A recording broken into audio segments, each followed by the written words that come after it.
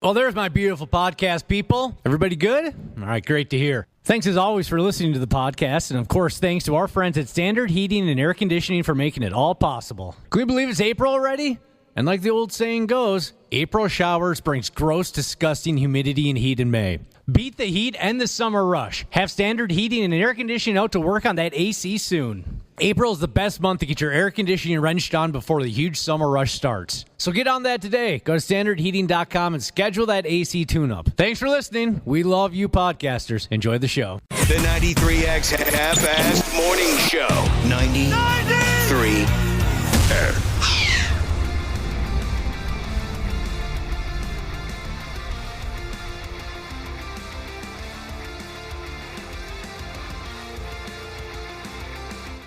Don't care.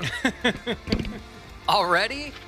Oh, man. Welcome to our F-Off Day here on the 93X Half-Assed Morning Show. The final. And we don't care. We do not. But nobody should. It's Friday. That's what they're all about. You bust your ass every other effing day of the week. Fridays are different. They should be recognized as such. What's going on, Cubby? Well, not too much. Got a bit of a busy weekend. I don't know what it is. Since I turned 50, all of a sudden there's things to do. Ever since you hit 50? Yeah, plans being made and things. I wonder if my family thinks, boy, we don't have a lot of time left with this guy. It's possible. Let's make some plans for him. Oh, I'm sorry to hear all that. That you're all busy and such. I know you don't enjoy that. I'm a homebody for sure. Oh, for God's sake. Yeah, here we go. The Friday broadcast. Sure, Randy Shaver, Brad Ryder will be here a little bit later on at 7:30. We got plenty to cover as far as local sports go. But let's try this. Let's get into what we do and do not truly care about. You don't care about Friday broadcasts? No. You've made that very clear. No, I don't care at all. I mean, there's one thing I should be clear about. I care, we collectively care, that our listeners are here with us, but that's about the end of the list right there. Yeah. We care that you're here joining us. Other than that, F it. But like I said, we should all have that same attitude. Every other day of the week, you're doing your thing, you're focused, you're working, and then you got your friggin' family at home, right? Total nightmare. Making plans for you constantly lately. You end up, and if you stop paying attention for 3-4 minutes, they'll make plans for you, like what Josh was just telling us. Friday is the day that none of us should care about a damn thing. Let's talk about what we do and do not truly care about. Here's what I have in front of me. Things that women find embarrassing but men don't actually care about. All right. Is Ashley here? Yeah, I'm here. Oh, cool. We get a lady's point of view here. That's going to help. Things that women find embarrassing but men don't actually care about. And here are a few. All right. Right from the get-go. Wrong. I care about this kind of a thing. People seeing your house not being perfectly cleaned. Yeah, it doesn't bother me at all. I do care about that. When people come over to the house, I want the place to look nice. Dana doesn't care. I mean, obviously, if it's like a hoarder situation, that's one thing. But if Well, it's we're not talking hoarder. But if it's not completely spotless, it's not going to bother me. I feel like most women kind of have a baseline clean that they maintain all the time. I've never really walked into a situation where it was sloppy. You're talking about a woman's apartment? Yeah. Okay, sure. All I'm saying is this one doesn't apply to me. Yeah. Because of my crippling OCD, I like the joint to look nice when people are coming. Yes, Ashley? My mom cares on like a different level. So that's what I think of is her level of clean. Like the house will be perfect. And she's like, oh, I'm so sorry for the mess. Oh, darn. I can't eat off the floor today like every other day of the week. I always think when they say that, it's kind of a humble brag. It's like, oh, I'm sorry, the place is just disheveled. But you look around and like, it's spotless. It's great. You know? Nah, she means it. She's got to touch that OCD. Your mother likes things to be clean and organized at all times, you're saying? Yes, in her way, too. I should have married your mother instead of just making her my side piece. You would absolutely love it. Living How with your clean mother? she is. Oh, yeah. Sneezing naturally is something that women find embarrassing, men don't actually care about. It says here, several ladies I know, this is whoever wrote the article, several ladies I know hold their sneezes in. I only know one person on planet Earth that holds their sneezes in, and it's a dude, and it's my brother. I don't care about that at all. That would hurt. I love sneezing. I've had to encourage my wife just to let them go. She was somebody who held her sneezes in so much so that one of her eyes popped out. It was disgusting. Oh, no. I've been warned about that. Yeah, her eye popped out. That's what happened to Kirby Puckett. So I tell her, just go for it. And she does 90% of the time. There's about still 10% where she forgets. And it's weird because there's this big buildup. And that's all you get. Drives me crazy to watch my brother do it. He and I have been brothers for 53 years. And I've never seen the man sneeze. All right, here we go with farts and burps are supposedly something that women find embarrassing, but men don't actually care about. Oh, definitely. That's a given. That's incorrect. For me personally, I care. I do care about farts and burps at times, not all the time. But there are situations where I don't like them. I told you the story before. Me and a buddy playing pool in my basement years ago, just the two of us. And the dude just launched this insanely loud, horrible fart. and then leaned forward to take his shot for, his next pool shot. And I said, dude, what the hell was that? He looked at me like I was crazy. I said, that's disgusting, for Christ's sake. What's wrong with you? There are some situations where I don't like it. You certainly don't hold them in, though. Yeah, I know I don't. You should. Only with you, though. Oh, is that right? I assume that was kind of like a thing with everybody. Oh, no. Does that say something about our relationship? I don't. Well, and I don't care one way or the other. As a matter of fact, there's some times where I have to comment like, that was textbook perfect. Yeah. There are certain times where you just couldn't do it any better. It's only when it's you and I. And I'm talking my entire personal life. Oh, I didn't know that. You're the only person that I freely break wind in front of because I know you don't care. Had you said on day one, dude, that's gross, don't do that, I wouldn't do it. No, it doesn't bother me. A buddy of mine accidentally farted on my mother-in-law's shawl at a party one time. Shawl? I've never heard of a fart shawl. Yeah. Well, it wasn't he created it. Yeah. I think he made it, so I understand why you haven't heard of one. He just developed it by accident. He tried to go into a corner of a room, didn't realize my mother-in-law's shawl was there, and unfortunately for her, she went to grab that thing, I'd say 10 to 15 seconds after he just fouled that up. I think he sat on it or something? No, he just kind of put his backside up against a chair. Just to mute? Yeah, just to kind of go in the corner. Yeah, right? yeah. Silencer action. And he didn't realize that there was a shawl there, and I was like, he just came up to me, he's like, oh my God, I just farted on someone's shawl. And I said, well, that's my mother-in-law's, and she doesn't deserve that. And that kind of material will hang on to that for days. Oh, yeah. Things that so apparently things that women find embarrassing but men don't actually care about. Okay, the next in the report was farts and burps. But I say, at least in my case, there are situations where I don't enjoy that kind of a thing. Their driver's license photo. I don't know if I've ever seen just a random girl's driver's license photo out of nowhere. How does that come to be? Well, it came up for me recently with a passport photo for my wife. We were going to Mexico for our honeymoon, so in advance she needed to renew her passport. It expired. So she goes to the pharmacy or wherever, and we can get a passport photo taken, and it was so bad. It was like comically bad. It didn't even look like her. When she brought it to go get at the DMV to get her passport renewed, they're like, that doesn't look like you. You're going to need to get a better photo. Like, the people at the airport aren't going to buy that's you. I don't know how it happened, but it was so comically horrible that they made her go and get it redone. Do you agree? Who made her go get it redone? The people at the DMV, they're like, listen, like, if you get to customs, they might not think this is actually you. This looks nothing like you. I guess, yeah, I've said that before when handing my ID over when I'm on a date. Like, I don't know, that's been pretty common for. When you're on a date? Yeah, like handing your ID to like the bartender when you're sitting there, and then. And you don't want the dude to see it. Yeah, but usually they always do, and I'm like, yeah, that's a terrible photo. The dude meaning the dude you're on a date with. Yeah. Judge mine, my ID. Oh, I showed you my most recent driver's license photo, didn't I, Josh? What's happening with Josh's driver's license? Why photo? do they want to make you look short? Well, I'm not that tall. Why are you only in like 3/4 of the box? Yeah, you look like you're so short, the camera barely captured you. You look as if you're on your tiptoes just to make... Just to get your entire face into the photo. And why are you wearing a hat? I forgot to take it off. Yeah. And it never... Usually they'll say, hey, take your hat off. I thought you I mean, weren't... if they started singing the national anthem, I'd think of it, right? I'd pull my hat off, but...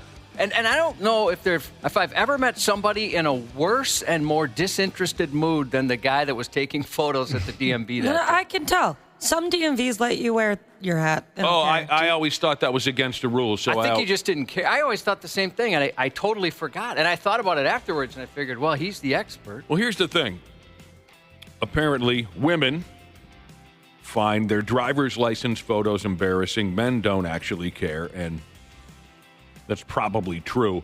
But my wife was so disgusted and embarrassed by her most recent driver's license photo. As soon as that sumbitch, I mean, I think, if I remember right, she screamed. I was in the other room, and I heard her go, oh, God! And I walked, I said, what's happening? And it was, she cracked open that envelope with her new driver's license photo in it, and she was so embarrassed. You see, that's the thing, Josh, is even if only one person sees that photograph, that's enough for her to be mortified. Really? So it's not like you said before. You said, I can't remember the last time I saw a gal's drive. Even if only one person sees it, that's mortifying enough for a gal like my wife. So she immediately made an appointment to go in and take a new photo. Oh, really? I don't think I've I ever wouldn't do that. I'm lazy. Even my wife's, I don't think I've ever seen hers. Oh, really? But I don't That's even know what she crazy to looks me. like from the neck up. I Never once hate paid my attention. current license picture, but I had one, oh gosh, I don't know, like 6 years ago, and it was my favorite picture ever. Like, I actually loved the picture of me. I wanted to keep it forever, but obviously they don't let you do that. And the key to it was I was day drinking that day, and somebody else brought me to the DMV to get my license picture taken. And so you went to the DMV drunk to renew your driver's license? Well, that's what Peter Griffin says to do. That's true. Yeah. So if I you get wasn't pulled over, the cop thinks that's what you always look like. I wasn't drunk. I was just like slightly buzzed up, but I had like kind of like a half smile, sneaky smile, and I can never recreate that picture. I want it so bad. So not only do you look better to us when we're drunk, but you look better to you when you're drunk. Yeah. You picked them up. You dropped them, Jesus. Asked, didn't they show you your picture? They always show us our picture after they're taking the photo. No, I've never had that. I've never had that either. No, I would have preferred that. Well, actually, what do I care? I always take bad pictures. I have, but I don't want to like make them mad. Like, oh, can you take it again? You don't want to be that person. I don't remember them ever showing me the picture. They just say, next. But anyway, I think I passed this around the room when I had my latest driver's license renewal. And I never gave two pumps what I look like in the picture until this one. I look like the oldest man on earth. I look so tired and old. I didn't do anything about it. I don't really care enough to go get another photo taken. But Josh, again, if you don't mind looking at this. They also make you look short in this. That does not look like me, does it? No. You're not photogenic. No. Not anymore. Maybe when I was young. 100 times better looking in person. But do I not look elderly? You do, and also, Ashley, do you mind if I... No, and I showed you the pictures of me in the hospital from a month ago or so. My God. This is such a bad picture. Yeah, it's really bad. Oh my gosh, why? And hey, you know, I'm sorry. And the pictures of me from my recent hospital visit, the wife takes pictures of me when I'm not aware, and sometimes it's when I'm sleeping, so I'm sleeping at the hospital. Yeah, she's strange like that. I'm sleeping at the hospital. She takes a picture of me in the hospital, lying in the bed asleep. And when I look at the photo, it just gives me the creeps. I look like my dead grandfather. But I guess I've reached that point now where I just don't appear to be the same person that I used to be. That happens to everybody. If you're interested and you don't mind sending in just your photo from your ID, 651-989-9393, a couple people are sending them in. These are pretty funny. I didn't know that was possible. Yeah, if you don't mind. Oh, that'd be great. I hate my passport photo, too, because...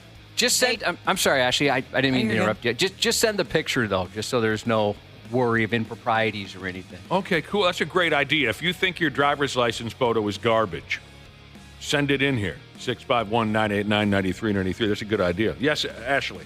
I was saying I hate my passport photo because in my passport photo, it looks like the person taking the picture was, like, on their knees. So, like, my chin looks just awful. It looks like I have, like, 7 chins in that picture. And I was 14. So I was, like, in the best shape of my life. Somebody wants to know why women are always graded with an F when it comes to sex on their license. Now, see, that has nothing to do with intercourse. What else are we being told here? That women find these things embarrassing. Dudes don't care. Acne. Well, it specifically says an acne flare-up, a bad one, or just a raging pimple. I'm sure some men care about that on women. Well, no one wants to walk around with some big, fat, red, irritated, pus-filled pimple on their face that everyone can see from across the room. I reverted to 4th grade. It would have been 2 days ago. My son came up and was asking me something, and he had a pimple on his forehead. Yeah. And all I did was I silently just pointed at it and didn't stop pointing at it. He moved around the room or whatever. And eventually she's like, knock it off. That's funny. I didn't make any mention of it, but I kept pointing at it. And then I felt like kind of a dick afterwards, but at the time I thought it was pretty funny. You couldn't ignore it. No, I had to. I think everybody cares about that kind of a thing. Nobody wants to walk around town, especially once you hit a certain age. You'd want to be walking around town with some acne flare-up or one big fat pimple on your head. So I don't think I go along with that men don't care about that. Yeah, dudes are going to want to take care of that too. They don't want anyone walking up to them and saying, hey, man, you got to take care of that big pimple you got. That's embarrassing. Oh, I thought they meant like the woman has acne, but the men actually do, and she's embarrassed by it, but the man that she's with doesn't care that she has acne. Well, this isn't necessarily couples. This is just women. According to the report, women find this to be embarrassing. Men don't care. That's the way I'm taking this. I don't think this is couples related. Oh, I just thought it was. Yeah, I thought it was like the opposite sex actually doesn't care that women have acne. Maybe I don't know what I'm talking about. Yeah, what are we saying now? Like a girl would worry about a guy thinking, oh my God, she's got pimples, but guys are saying we don't care. We're not too worried about it. We don't care if our women see us with a giant pimple? Other way around. All right, I'm not getting this anymore. Like Ashley might be super embarrassed about having pimples. Yes. And we'd say, guys don't care about that, Ashley. Does that make any sense to you? Oh. Magic filmmaker Jesus, take a look. He sent us a whole bunch of his pictures over the years. His are great. They let him get away with some pretty funny faces. He said he had to take his grills out. One time he had grills, they wouldn't go for that. Oh, this guy has fun. Yeah, I he love that. Cute. What? Somebody says their son, as a 2nd grader, got his first pimple. What? Well, that's pretty friggin' early. They're going through puberty a lot earlier. Oh, yeah. 2nd grade. Second grade. You're 8. That sucks. Well, there's such thing as baby acne. Oh, I didn't know that. Oh, is it really? Yep. What, have you been reading books here lately, getting ready for everything? Gotta read the books. Have you All right, really read the now I books? don't know how Yeah. to deliver the rest of this report. Oh, you were doing fine. I even though you didn't fully understand it, you were doing fine. Scars, stretch marks. Stretch marks isn't a thing. Scars, stretch marks, cellulite. Yeah, that's things something that women find embarrassing, men don't actually care about. I am very self-conscious about that. Like to the point where I have like a 4-step lotion routine that I do twice a day. so that I can prevent stretch marks. Wouldn't that be something? You sit there all day saying, wait a minute. Was it a 2-step lotion that I do 4 times a day or a 4-step lotion that I do 2 times a day? It is really exhausting. And there's like do a you correct keep order to go in. Do you keep a bulletin board checklist up on the wall or anything? It sounds very confusing. It can be, but hopefully it's worth it in the end. FUPS makes the report. I like a little belly. Uh-oh. Everybody's looking at me funny. What? We weren't looking at you funny. Oh, okay. No, not at all. I was just listening to you. I don't mind that at all. Women care about their FUPs. Are we allowed to say the other? Probably not. No, don't say the other one. I don't know. That's why I got confused. I almost corrected you. Oh, no. Did you say it wrong? No, you're going to go with the one that Nick and I don't think is necessary. No, this is a big sticking point with Josh and I, and it has been for years. It was totally unnecessary. For whatever reason. You didn't have to add to it. It was perfect. Yeah, why did people start calling it a FUPA? That's the only one I've ever heard. I didn't know what you were me talking too. about when you said FUPS. Yeah, I mean, I had no clue. Back in our day, it was just a FUP. Yeah, because you younger people, I guess because you're not as bright as we older people are, you thought you needed another A at the end to be more specific over what we were talking about. It's simply a FUP. Yeah, you don't have to add the area. Area? What the hell was that? Was totally unnecessary, and you screwed it up and you made it confusing, you I don't younger know. people. When I look up FUP, nothing comes up. Right, because young people run the internet. Yeah, the other one that I'm afraid to say that begins with a G, the first time I heard that, I fell on one knee. I don't think I know what you're talking No, about. I don't either. It's borderline violent. It is. I'll It write is. it for you. Oh, it's good, but it's not good. If you know it, I wonder if that was your reaction too. I thought, oh my God, I'll never be the same. So women care if they have a little bit of a tummy pouch or a belly. Dudes, we don't care. Nah, we don't care. That's good to know. Oh, sorry, Ed. Eating a lot. What are we doing now? Oh, I love that. Where are you going? Oh, you're handing Ashley What? I've never heard this word before. What do you think? That's so odd. Yeah, I don't think we could say that. That No, doesn't we're not seem gonna right. say I that. can't say that one. Josh just passed Ashley the alternate term for FUP. And the all-knowing brother and sisterhood, they definitely know what we're talking about. Yeah. I sent you a chat, Dana. The first time Josh and I heard someone say FUPA, I think we physically kind of put them in a corner and said, "What are you doing? Why did you do that? Why did you add the A at the end? Why did you think it was necessary for the word area to be included in this perfect slang term?" And they were completely shocked. They're like, "Who are you guys? Why are you on my case about this?" And we said it's wrong. What you've done. When you guys get a chance, check out Bug Eye Wagon Jesus. His are great. Man, he's got some cool hair. Okay, what are we checking out? His ID photos. Okay, I'll have to get to that. I'm very excited about that. Thank you again for sharing those with us, everybody. If your driver's license photo is ridiculous and you don't mind sharing it with us, right, our number is 651-989-9393. That's very exciting. There are people texting in who don't know the G word. All right, yeah, I'm texting back. Hopefully that's okay that we can. If you want to know, I'll text you back. Cubby's going as fast as he can. All right, apparently something else that women find embarrassing, men don't care, eating a lot. Josh, I love that. has said before, there's something about a woman who, you say it, because I don't know exactly how you'd like it said. Well, I just like a woman that's not afraid to eat. And I dated a girl, the tiniest girl you can imagine of age. And she could eat like no one else. You know her, Nick.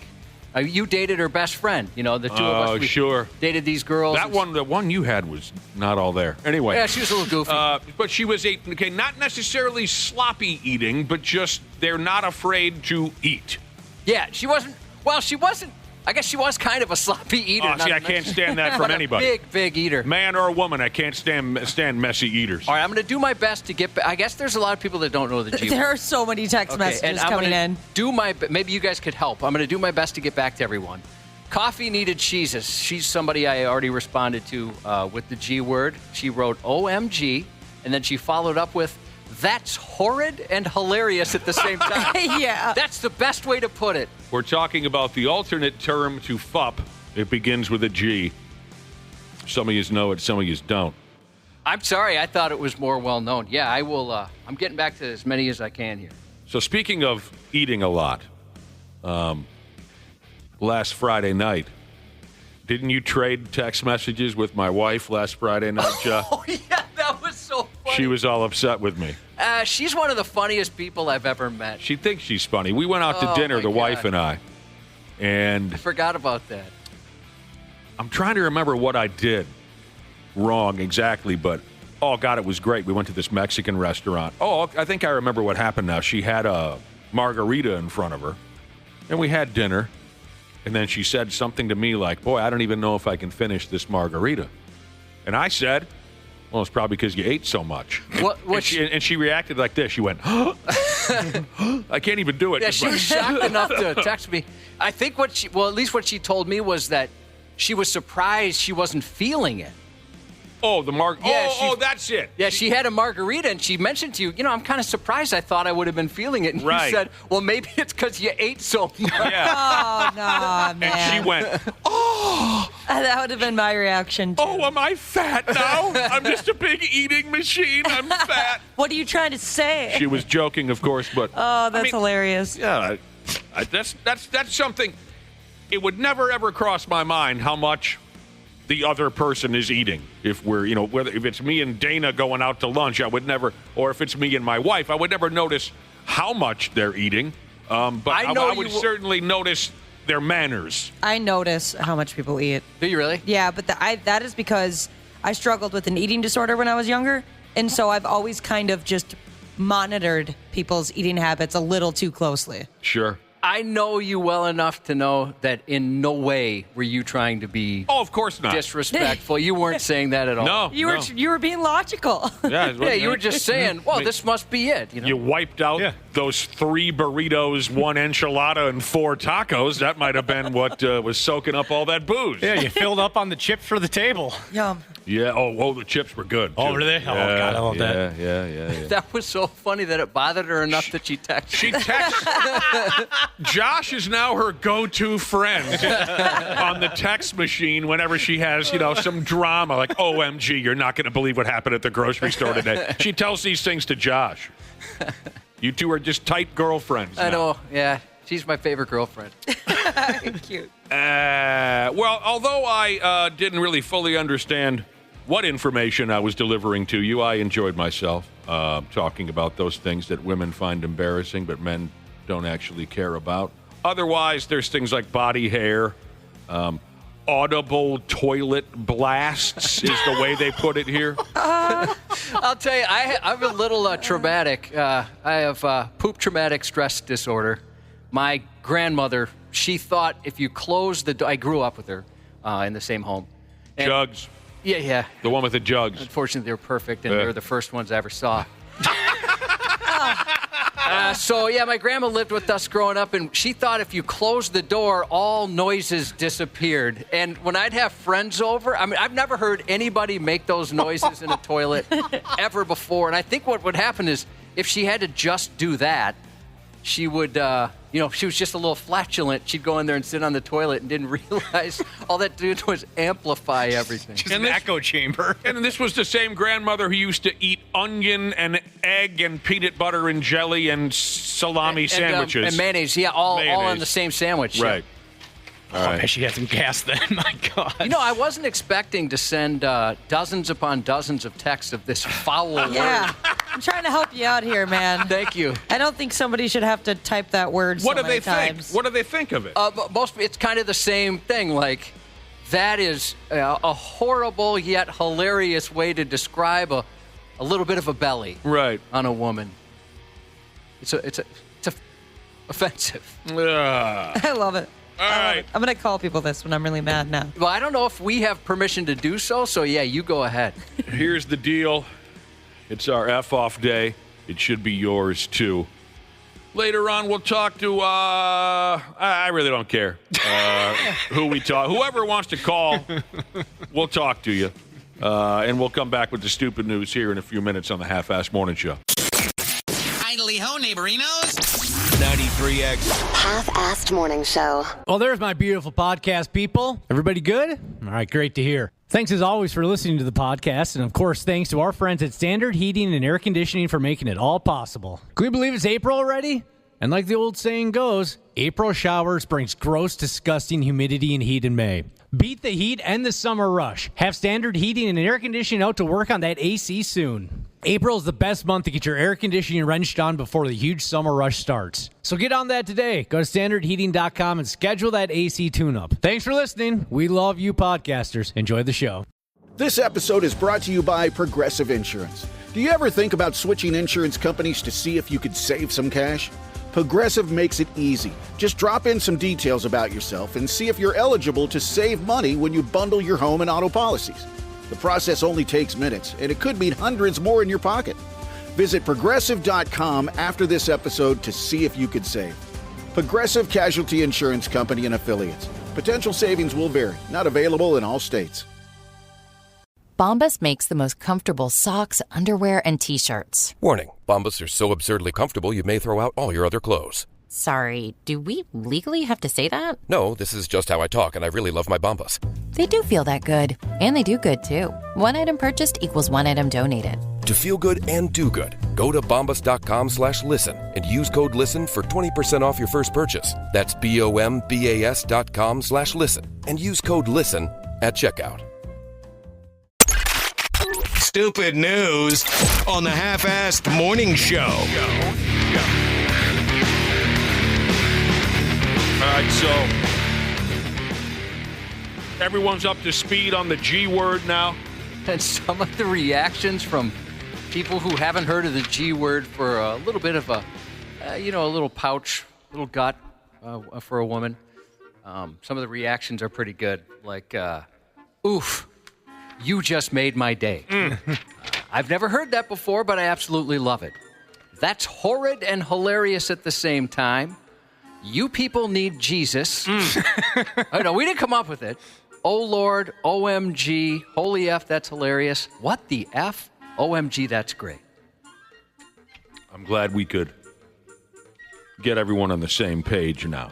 Yeah, a lot of people don't realize, but this is an educational program. You learn something. Yeah, I've learned some things I wish I could go back. There's a G word, an alternate term for FUP. Some folks have said, well, why don't you describe it this way? I'm not going to describe it anyway.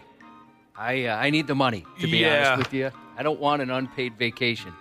FUPA was a stupid idea. That was totally unnecessary.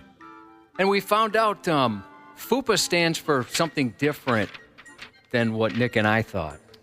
Pubic area for the PA, and I'd never heard that. Oh, I hadn't either.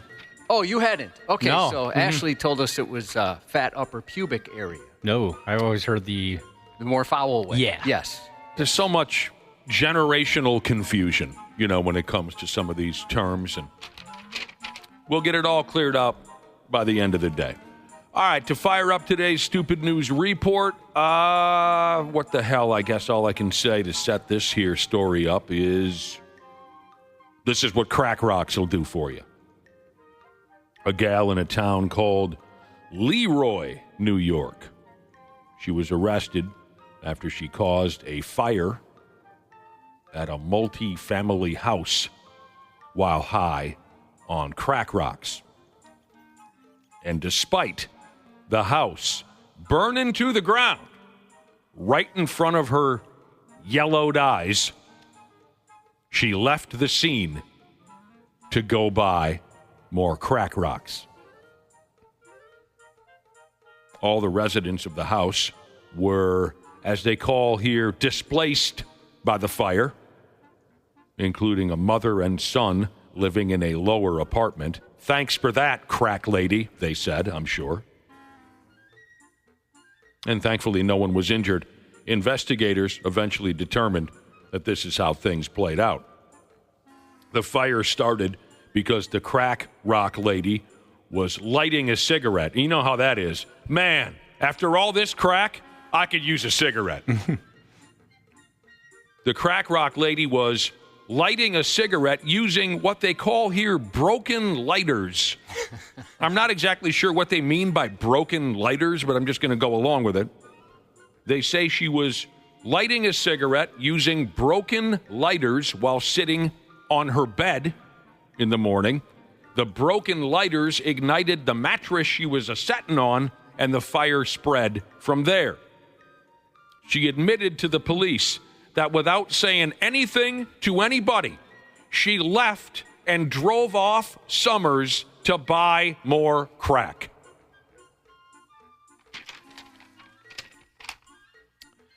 The Red Cross is providing shelter to the poor folks who were displaced by the fire.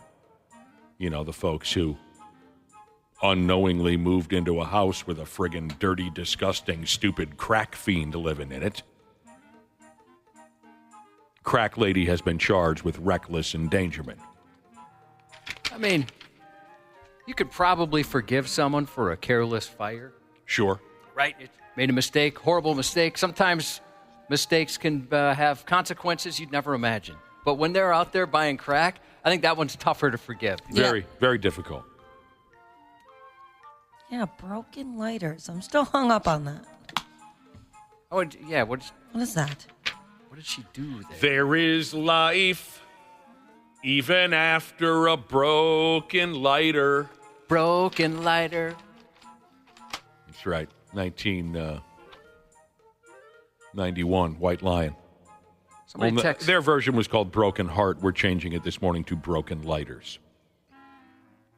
The broken lighter, All-Knowing Brotherhood says, refers to the safety on the lighter. So the silver guard is broken off to make a better flame to torch the drugs. Oh, crack lighters. That's Thanks, what we called original them. Toolmaker Jesus. I figured that actually that's, wasn't him. Oh. I figured that's what it was, but I mean, it still doesn't make sense how she would light her mattress on fire because You know of what, that. Ashley? I'm just gonna move on. You know what I mean? I'm not gonna let it bother me, and I recommend you do the same. Sing some gonna White bother Lion me. for us, Ashley. Your favorite White Lion song. There is life even after a broken lighter.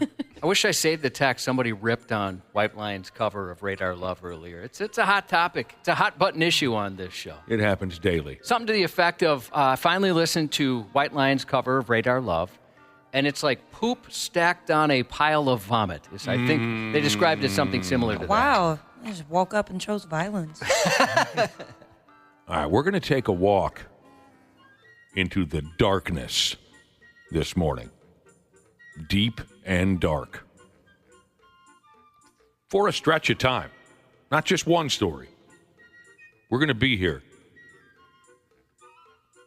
This sounds like we're talking about a late-night B-quality horror movie.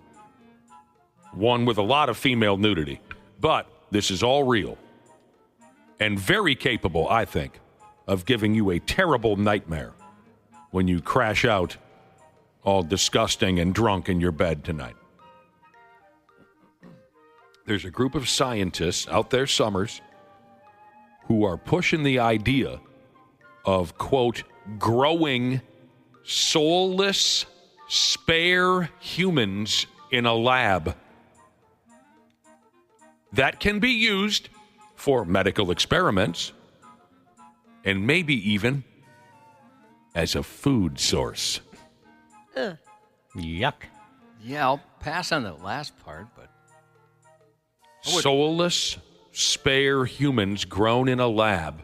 Is anyone else picturing their lab to have blood smears on the walls and, Josh, flickering fluorescent lights hanging from the ceiling? just an isolated swinging bulb. Yeah, yep, that's the vibe I was getting.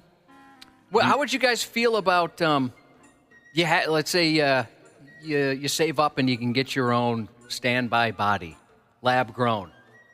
So it's just laying there waiting for if you need a kidney or a liver. like, say, a clone of myself. Yeah. Doesn't have to be, but it's just a spare or body. the parts, however they grow them. That would be incredible. Well, I want to go with the spare body. That's what I'm picturing. So there's a spare body. I own it. It's in my house. It just lays there breathing because, of course, it has to be a living body. Yeah. It doesn't talk. It doesn't move. And it's just waiting there for me when I need a transplant of some sort. Now, that sounds wonderful. My God, the carefree life we could live, right? We're smoking everything. But at the same time, I think it would be very unnerving, Very creepy. Just wait till I get into some of the details here now. These scientists say that the bodies that someone has nicknamed bodyoids, they would be grown like a plant in artificial wombs. And these soulless bodies would have the eerie ability to withstand endless pain. The scientists tried to sell that. Well, I'll tell you why. The scientists tried to sell this idea at something called the MIT Technology Review.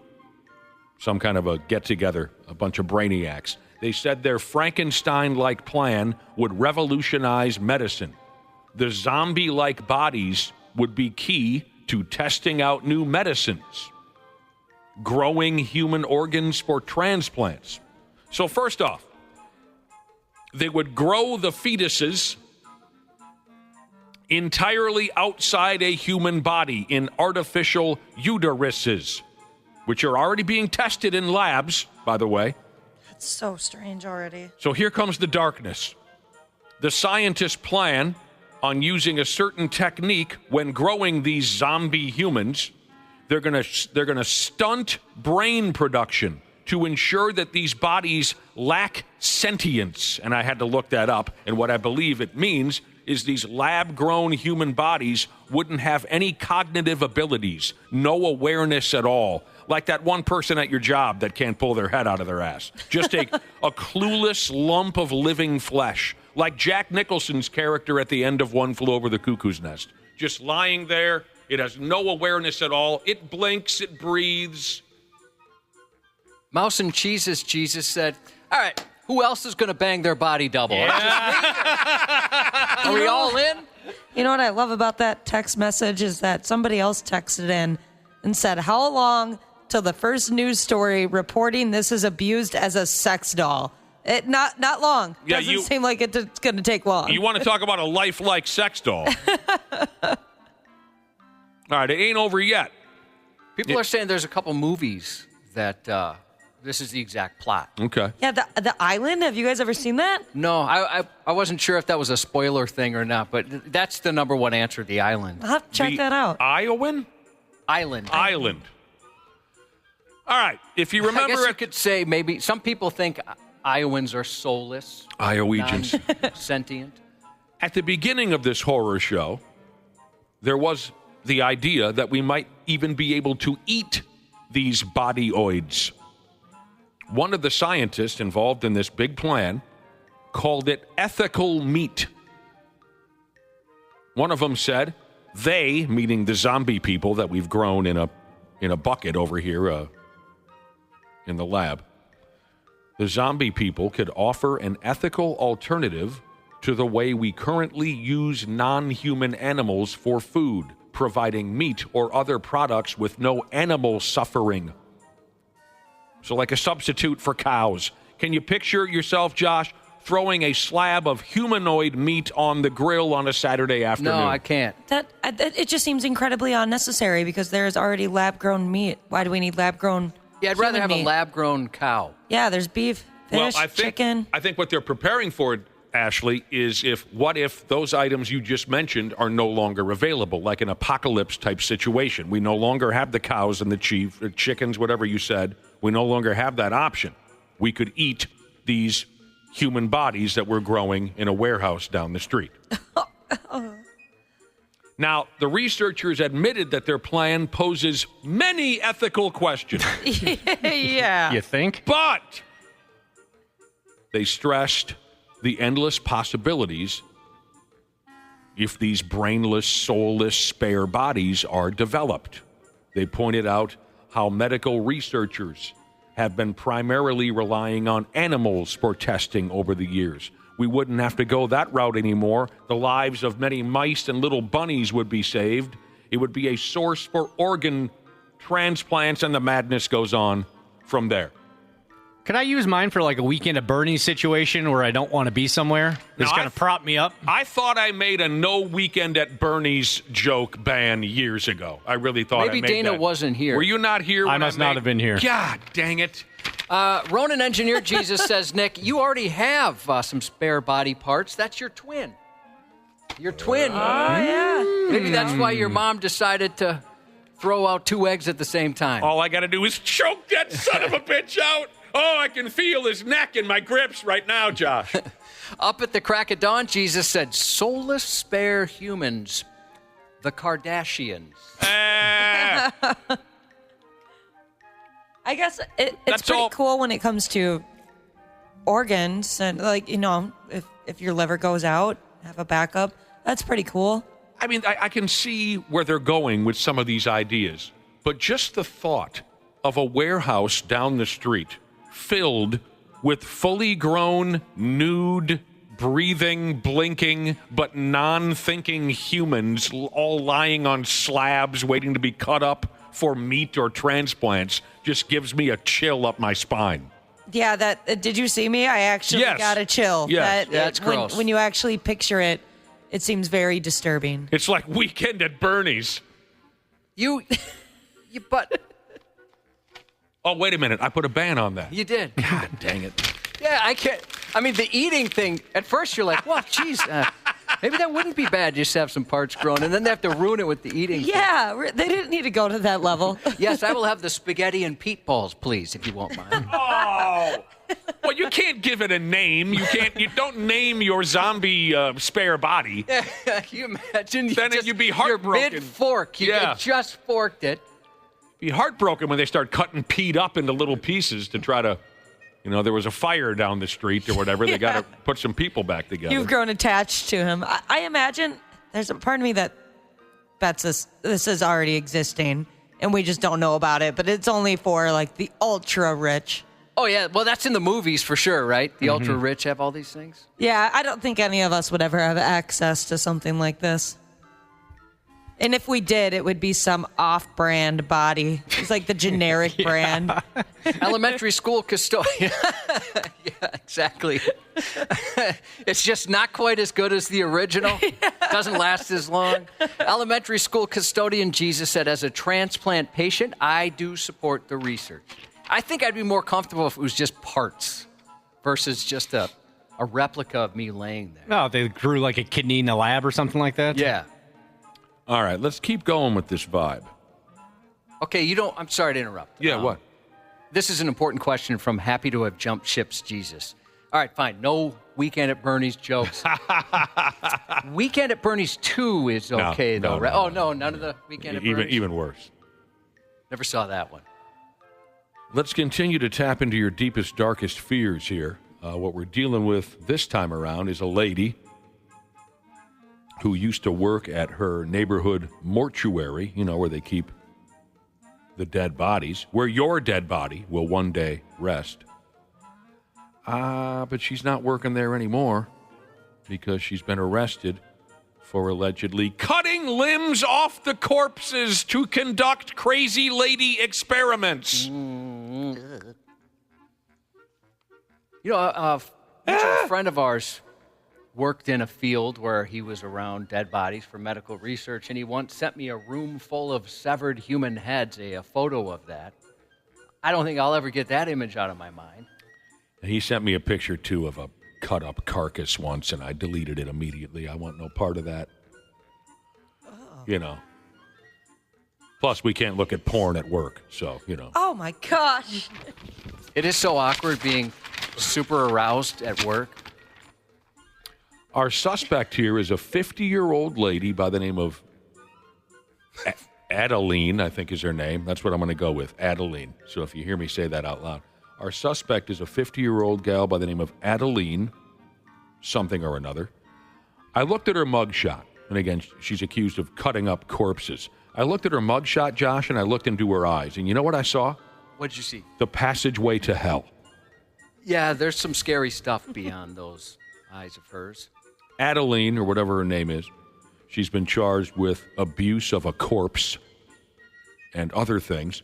Word is she was hacking limbs off of dead carcasses at a joint called Capital Mortuary Services in North Austin, Texas. Now, the folks that run that joint, Josh, are not exactly pumped about all this. I can imagine this is not what they were looking for when they hired her. No. I mean, she's not a bad-looking lady, but the mugshot does make her look very, very, very scary. The story says that Adeline's favorite little thing to do over there was to chop an arm or two off of a body, and then she would squirt formaldehyde into the arms to see the effect it had over time on severed extremities. And man, that brings me back. We did that all the time when we were kids. I have to say that again because I don't even understand what I said. She would chop the arms off the bodies and then squirt formaldehyde into the arms to see the effect it had over time on severed extremities. God only knows why she was so curious about that, but that was her gimmick. Then apparently, once she was done with her daily pile of severed arms, she would toss them across the room into the incinerator and burn them smooth up. She's been called unethical. No way. You really? That's a nice way to say insane. Yeah. She's been called unethical by other folks in the dead carcass industry.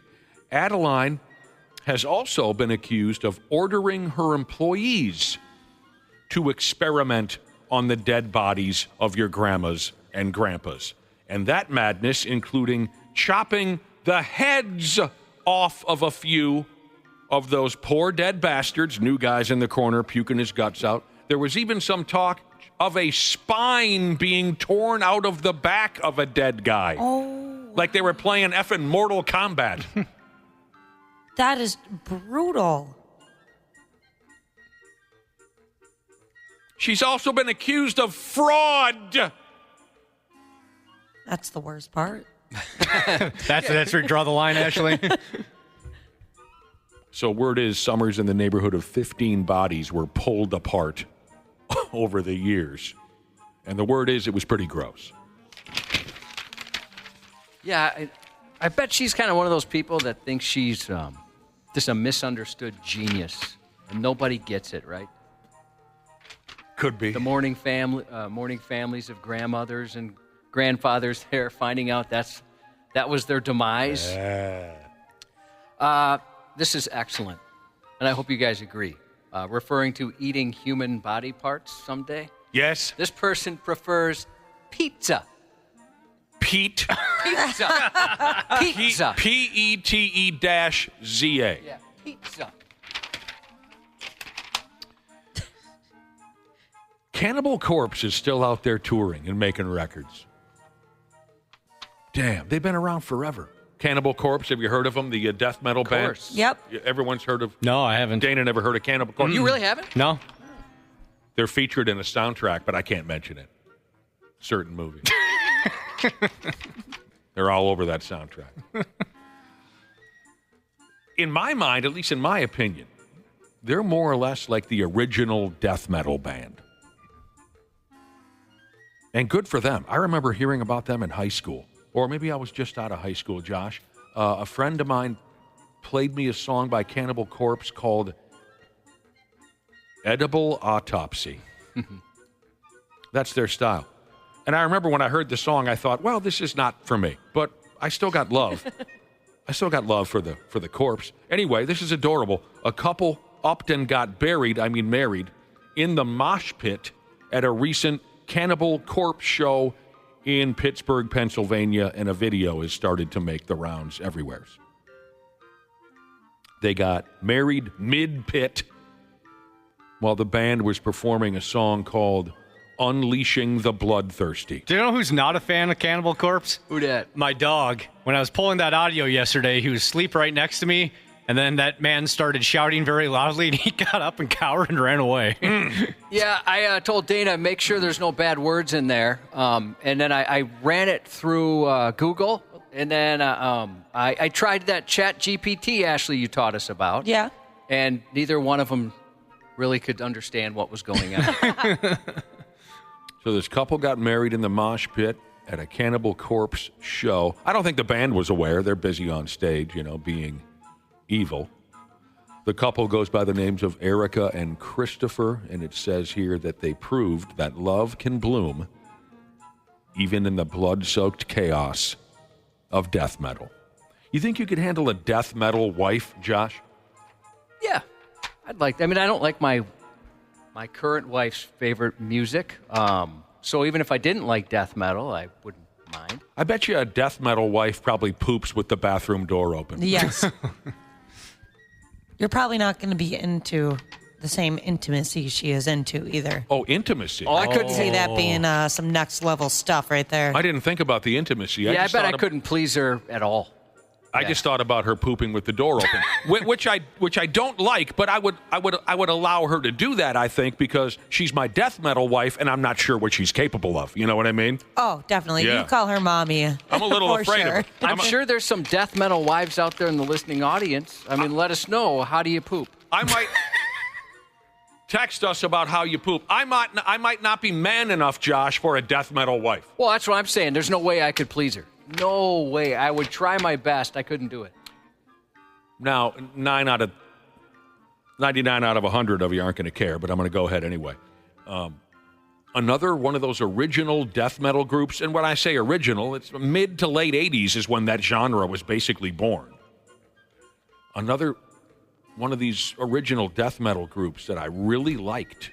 And when you listen to them, I wonder, I suppose it was just the genre still to this day isn't mainstream.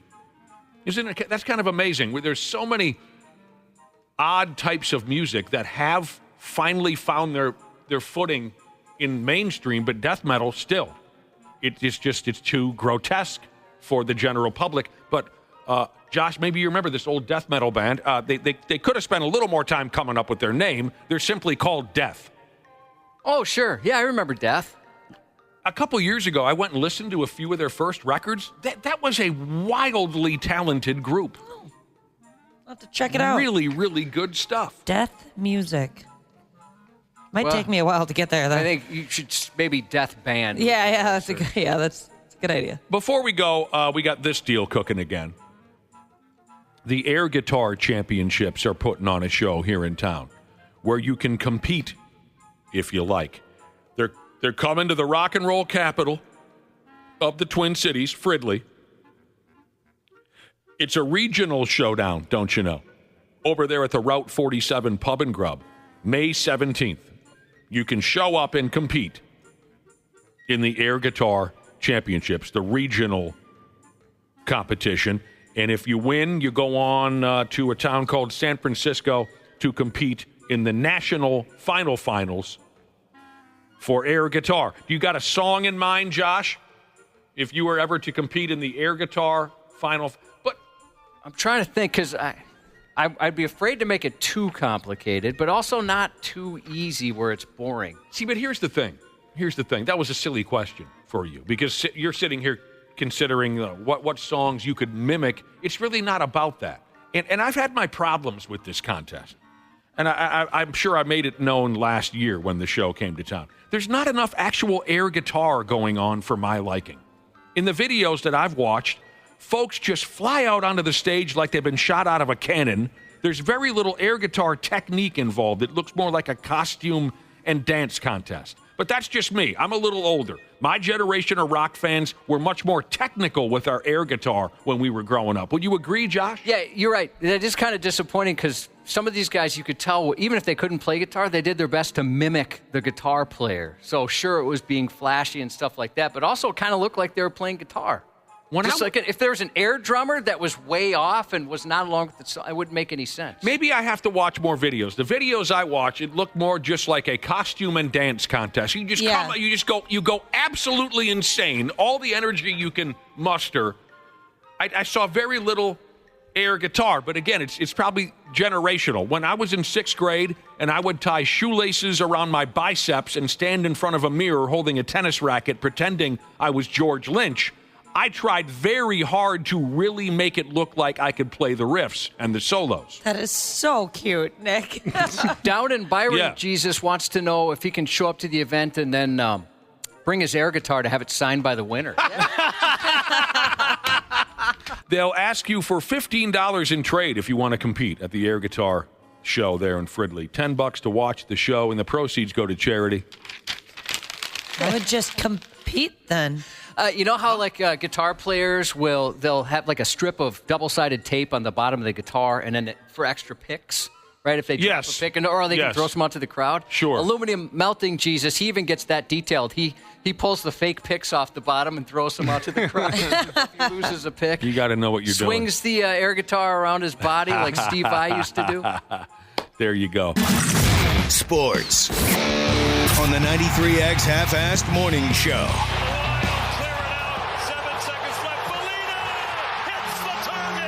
Boldy bothers him. Boldy came up with the puck. Boldy in tight with the shot. He scores! Oh, Matt Boldy stripped the Golden Knights defense and lasered it in 3-1 Wild. So fun playing in front of this crowd. It's such an advantage. All of our fans are so passionate, and we definitely feed from that energy. Friggin' Foligno, he's got to be a dick about it. That was awesome. I think you look at it wrong. We've come to know him. He's such a nice guy. He's sacrificing his reputation to ensure a win for the fans. I absolutely lost it when he made that open night. Oh, you were at the game, weren't you, Ashley? Yes, I was. Did you have a good time at the hockey game? Yes, it was a great game to be at. And you stayed to the end? Yes, I did. Instead of skipping out early like you did on AC/DC? Yeah, I did. Yeah, no, this was a little bit more manageable. Foligno had to be a dick about it. But I'll tell you what. The boys are up 2-1 in this series over the Vegas Golden Knights by winning 4-2, 5-2 if you include what Foligno did. One of my buddies put like a $3 bet on the score ending to be the ending of the game to be 4-2, Wild win, and he would have won like, I don't know, like $60-$70. Also, he's pissed at Foligno. It's like, what? That wasn't even necessary. Not cool. Not cool. Yeah, Marcus owes him some money. They'll play again Saturday afternoon. They look like the better team right now. They just look like the better hockey team. Tonight, Game 3 of the Timberwolves-Lakers series. We'll get into that. Twins couldn't quite get the sweep over the White Sox. That kind of blows. We'll tell you every damn thing that's going on with the NBA playoff, the Stanley Cup playoff. Real quick before we go, of course, the NFL draft. Randy and Brad are going to want to bore us to death with that. Before we go, we were talking a little bit earlier this morning about death metal. Then Josh and I started talking about the possibility of keeping up with a death metal wife. We both decided we're probably not man enough for a death metal wife. No, not at all. I feared a small detail, I guess some would call it. I feared that a death metal wife is the kind of wife that would poop with the door open. I got 2 text messages from 2 separate death metal wives who assure me that they always poop with the door closed. Oh, thank God. All right. Let's sleep easy tonight. Yeah. But they poop with the door closed, which is great. But they say, on a side note, at the same time, they're usually strangling a kitten. And they don't flush. And then they leave it sit. Yeah. And who else? Someone else texted on the topic of death metal. And they said the greatest death metal band of all time is called Obituary. Have you heard of them, John? I have heard of Obituary. You know, if you were in that band, you'd put the bitch in Obituary. That's right, I would.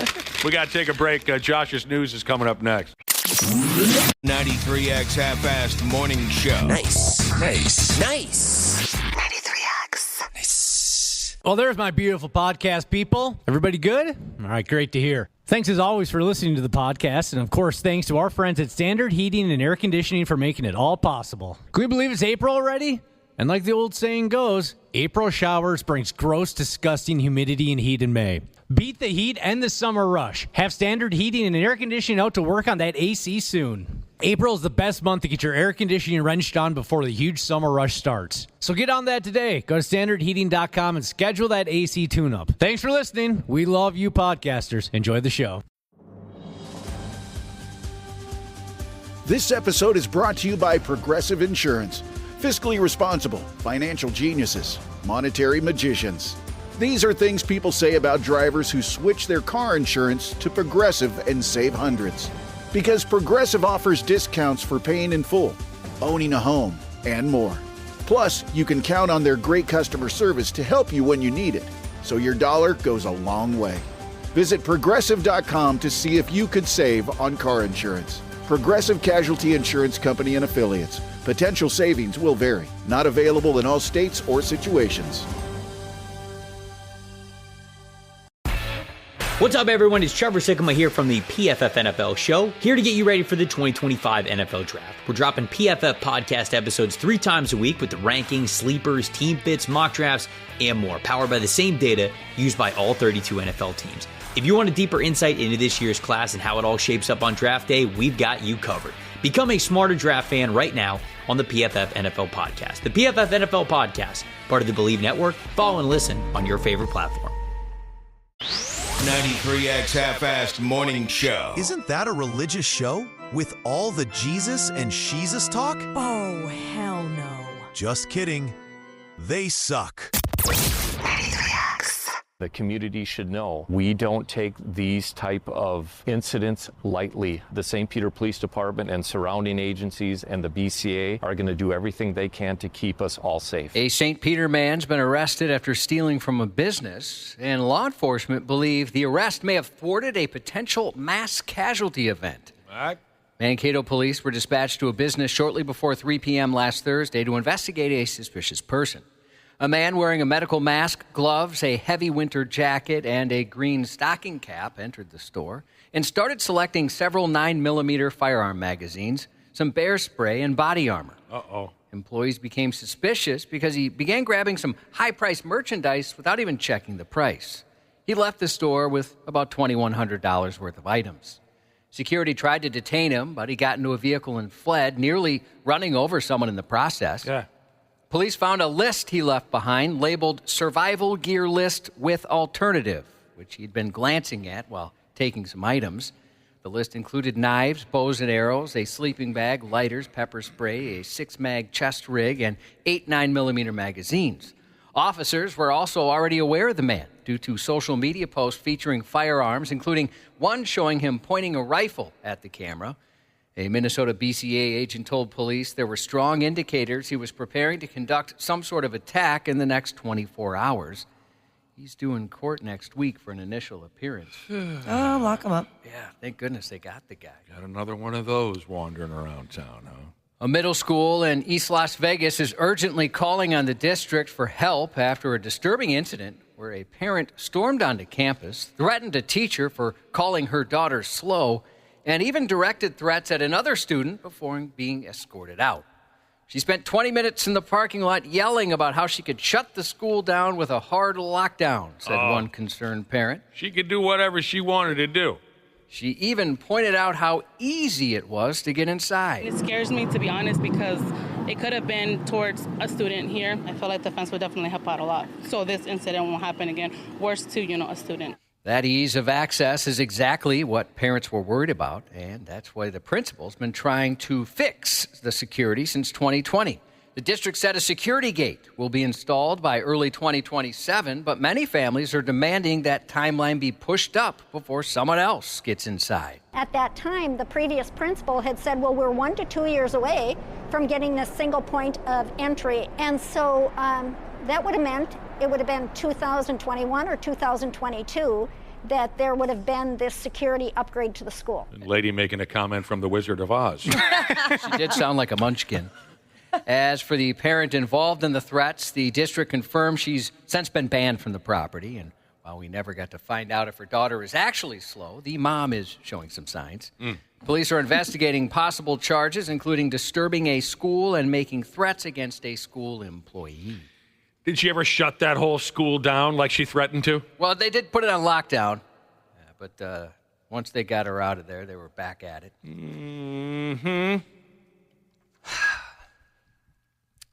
This text didn't need to come in, but it says, that school is easier to get into than Josh's mom. My God, man. I've run out of ideas on how to make you feel better about this. It's relentless. Yeah. And you guys keep reading these texts on the air. Right. It's partially our fault. So, Josh, if I don't say anything, it's just because I just don't know where else to go with this to try to make you feel better. 2 words. Yeah. You people. You people. Let the man live. A 51-year-old school director in Arkansas is at the center of a disturbing scandal, accused of orchestrating what prosecutors are calling a makeshift child fight club which encouraged attacking crotches. Oh, no. Mary Morrison, who owns and runs the Delta Institute of the Developing Brain and its Engage program, sounds fancy, was arrested Monday along with 3 other dorks after shocking video footage surfaced from inside the school. Prosecutors say the footage showed a 30-minute incident where one teacher can be heard telling a student to strike another child in the private area. Classy. The 3 other staff members caught in the video were identified as a 45-year-old woman, a 38-year-old man, and a 36-year-old woman, certainly old enough to know better. Hit him in the balls, they said, huh? Grab his D and twist it. All 4 have been ordered to stay away from the school and any contact with its students. To me, this seems like this is the new carjacking. This is the new identity theft. You've been reading a lot of these lately. It's gaining steam. It's the new trend. We're going back to the Fight Club craze of the mid-'90s. This little kid fight, and they're videotaping it too. Kid fights. Am I alone, or does it? Oh no, we get probably one a month. Yeah. Right? The original Ponce de Leon sailed through uncharted waters in search of legendary treasures, but the Ponce de Leon in this next story sank his career in the parking lot near the school where he works. Authorities say 31-year-old Wade Ponce de Leon, a substitute teacher at Stonehill Middle School in Virginia, may or may not be related to the famous Spanish explorer, though he clearly shares the same bold spirit for adventure. However, while the 15th century version voyaged to Florida chasing the fountain of youth, this modern-day namesake embarked on a much less noble expedition. He showed up for work Monday and jerked off in his car. God dang. A solo voyage into the strange seas of self-discovery. School resource officers say that Ponce de Leon was found in a vehicle parked just off school grounds. The community should know we don't take these type of incidents. Wade Ponce de Leon was alone inside of a parked car near Stonehill Middle School. They say he was reporting for work, and they got a call from someone about someone acting sexually inappropriate in a car. He's now facing indecent exposure charges and being held without bond. He was masturbating. Unfortunately for him, his decision to man the flesh helm charted a course deep into illegal waters, and he was taken into custody. You needed to bust one before work, huh? Yeah, they're not letting him out. They're not going to let him post bail. He's going to sit there for a while. That's a good call. A 42-year-old mother in Tyler, Texas is facing felony charges after handing out alcoholic Jell-O shots to a classroom full of 5th graders during a holiday celebration. Then you get them to fight, right? No fights that I'm aware of. Teresa Bernal has been charged with injury to a child, a serious felony, after multiple students unknowingly consumed the vodka-laced treats that she brought to an elementary school Christmas party. By the time school staff realized something was off, most of the Jell-O shots were already gone. When questioned by the school's resource officer, she claimed she had no idea the shots contained alcohol, going so far as to say she didn't even know Jell-O shots were alcoholic in the first place. What? Dummy? You have to make them with it. Might have been a more believable defense had she not ordered them off a Facebook ad, which, according to police, clearly stated that they were made with vodka. I just don't know how she could have missed it, the officer said. Once teachers realized what happened, they sent all the students who had any of the shots to the school nurse. Officers spoke to 15 students who took the shots. Nearly all of them complained about head and stomach aches. One of the students reportedly took 6 shots. Whoa! He vomited several times and was unable to stand. And just like that, Teresa Bernal became the worst thing to happen to Jell-O since Bill Cosby. Oh, wow. Nearly all reported headaches and stomach aches. One vomited twice at the school. Another passed out entirely. I remember my first Jell-O shot. Kids can't hold their liquor. My God. She was booked into jail on Monday. Is there a chance she really didn't know? I mean, I guess there's a possibility, but they investigated and said it was very clear in this Facebook ad what was going on. You can smell the booze in them, too. And also, if you're getting Jell-O cups for the kids, don't you just go to the store and not Facebook Marketplace to buy them? Yeah, that's already sketchy because for most schools, you're not even allowed to bring homemade things like that. I don't know. I guess I'd have to see her overall track record before I made a guess on this one. I do like to give people the benefit of the doubt. Yeah. But enough people said, no, there's no way. She definitely knew what was going on. There are some pretty straight-laced sumbitches out there. A 17-year-old was arrested on multiple felony charges after deputies said he tried to poison his adoptive mother with bleach. In a chilling case of dairy gone deadly, the 77-year-old mother went to the kitchen to grab a glass of milk last Saturday morning. But after taking a sip, she was immediately struck by an intense chemical taste. Her other son was home and called 911.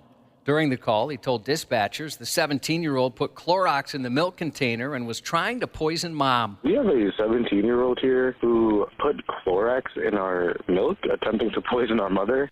Body camera footage shows the deputy asking the mother, "How much do you think you had to drink?" referring to the calcium-based chemical breakfast cocktail made for her by her son. I had a little bit, and then I tasted it," she replied. A deputy smelled the milk and confirmed that it did have a strong bleach odor. The mother didn't report any immediate symptoms, but did request medical evaluation just to be on the safe side. They found the 17-year-old hiding in his room. He told investigators he knew it was dangerous and intended for his mother to get sick because he was mad at her and didn't want to live there anymore. Oh, okay, so kill her.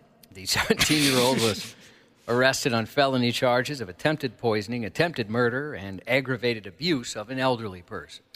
This was an adopted kid? Yeah.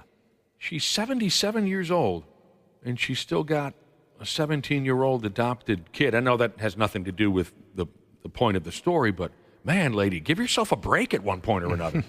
You know what I'm saying? Rescuers in Minneapolis worked through the night Wednesday after a man became trapped underground in a massive sinkhole, which suddenly opened up beneath him during a routine plumbing job. Firefighters and police rushed to the scene after a plumbing crew called for help just after 10 p.m. Wednesday.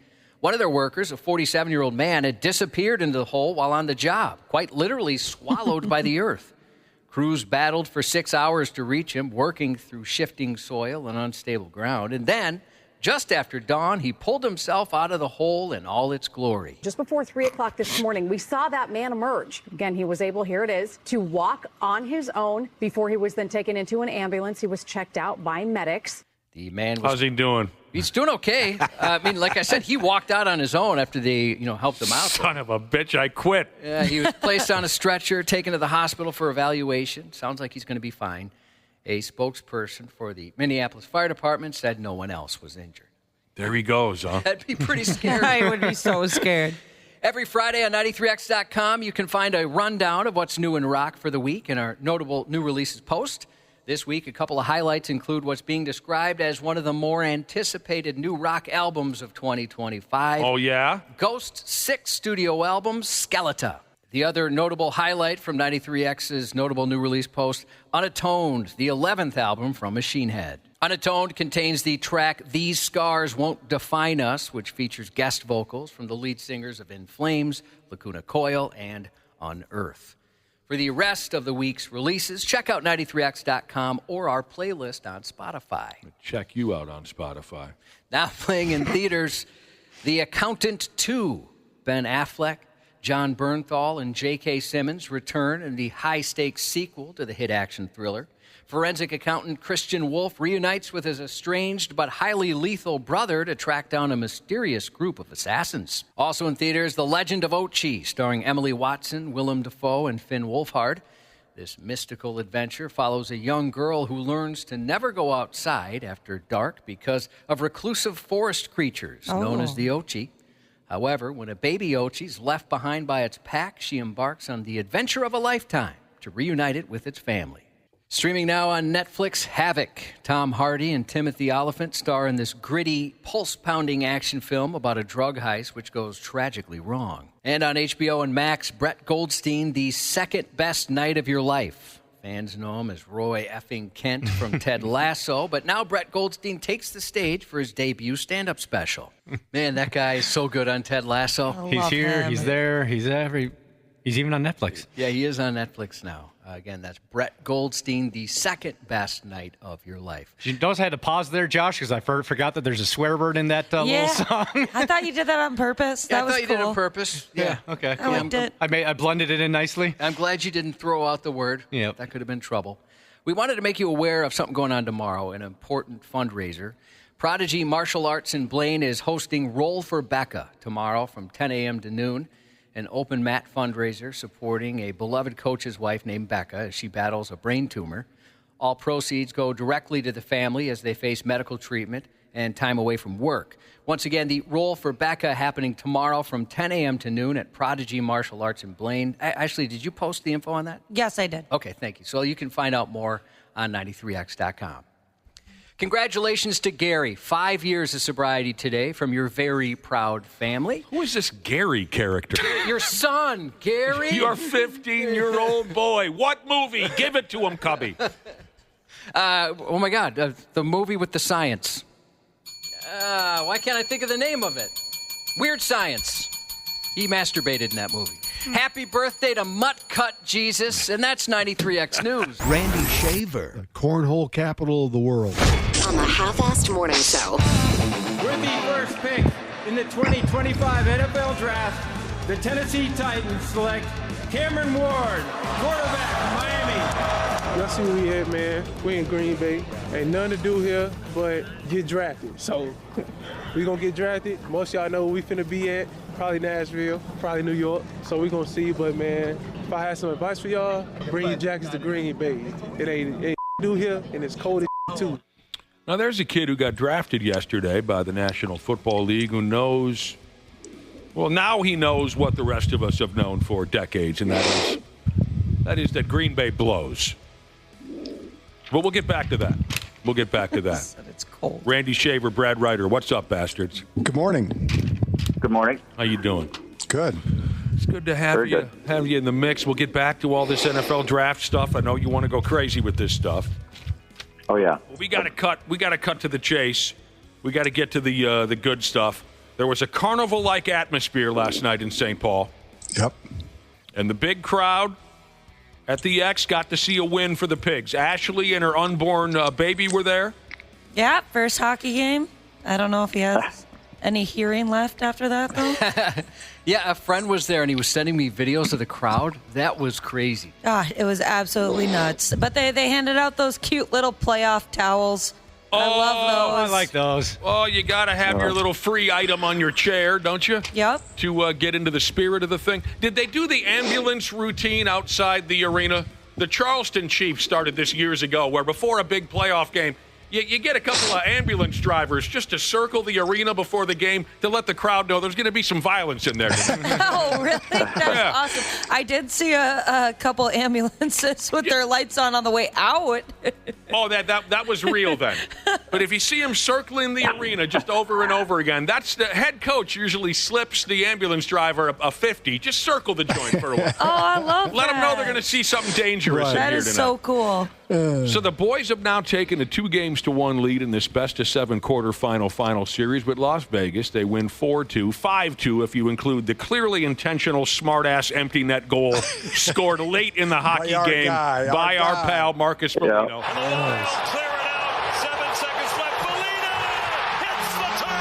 He couldn't resist. He knows exactly what he's doing with that. You'll have to ask him if that's the hardest he skated all night was after that puck to get the empty netter. He knew exactly what he was doing, and he had us in mind, I guarantee it. Yes, he did. When he scored that completely unnecessary goal. But like we discussed before the series, the massive difference that Russian kid and Eriksson Ek make when they're on the ice, the massive difference that they makes this a winnable series. Well, certainly now it does, for sure. I mean, you got a 2-1 lead, and you got another home game coming up. I mean, you could really take a stranglehold on this thing. But, yeah, you notice when they're out on the ice for sure. Well, I think one of the things that makes it special right now is that they've missed so much time, especially Kaprizov, that he looks like what you would see in November or December from that guy. His legs are fresh. He's moving. I think Matt Boldy's having an incredible series. He's playing so well. Well, that first line of the Pigs can just play with anybody. Oh, for sure. That first line can play with anybody. For sure. But I mean, there's no doubt, and the announcers have made the point more than once that this is a different team than what you would expect from a wild card team because of the fact that Kaprizov and Eriksson Ek are both part of this postseason run because they missed, X amount of games that led the Wild to be just a wild card team and not more than that. So I'm not trying to take anything away from any other swinging D on that roster, but Eriksson, Ek, and the Russian kid make any series winnable. Yes.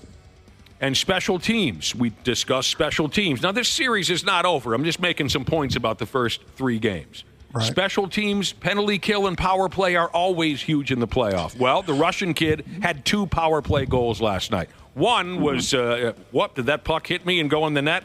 One was just dumb luck. But it doesn't matter. Special teams are always huge. Yep.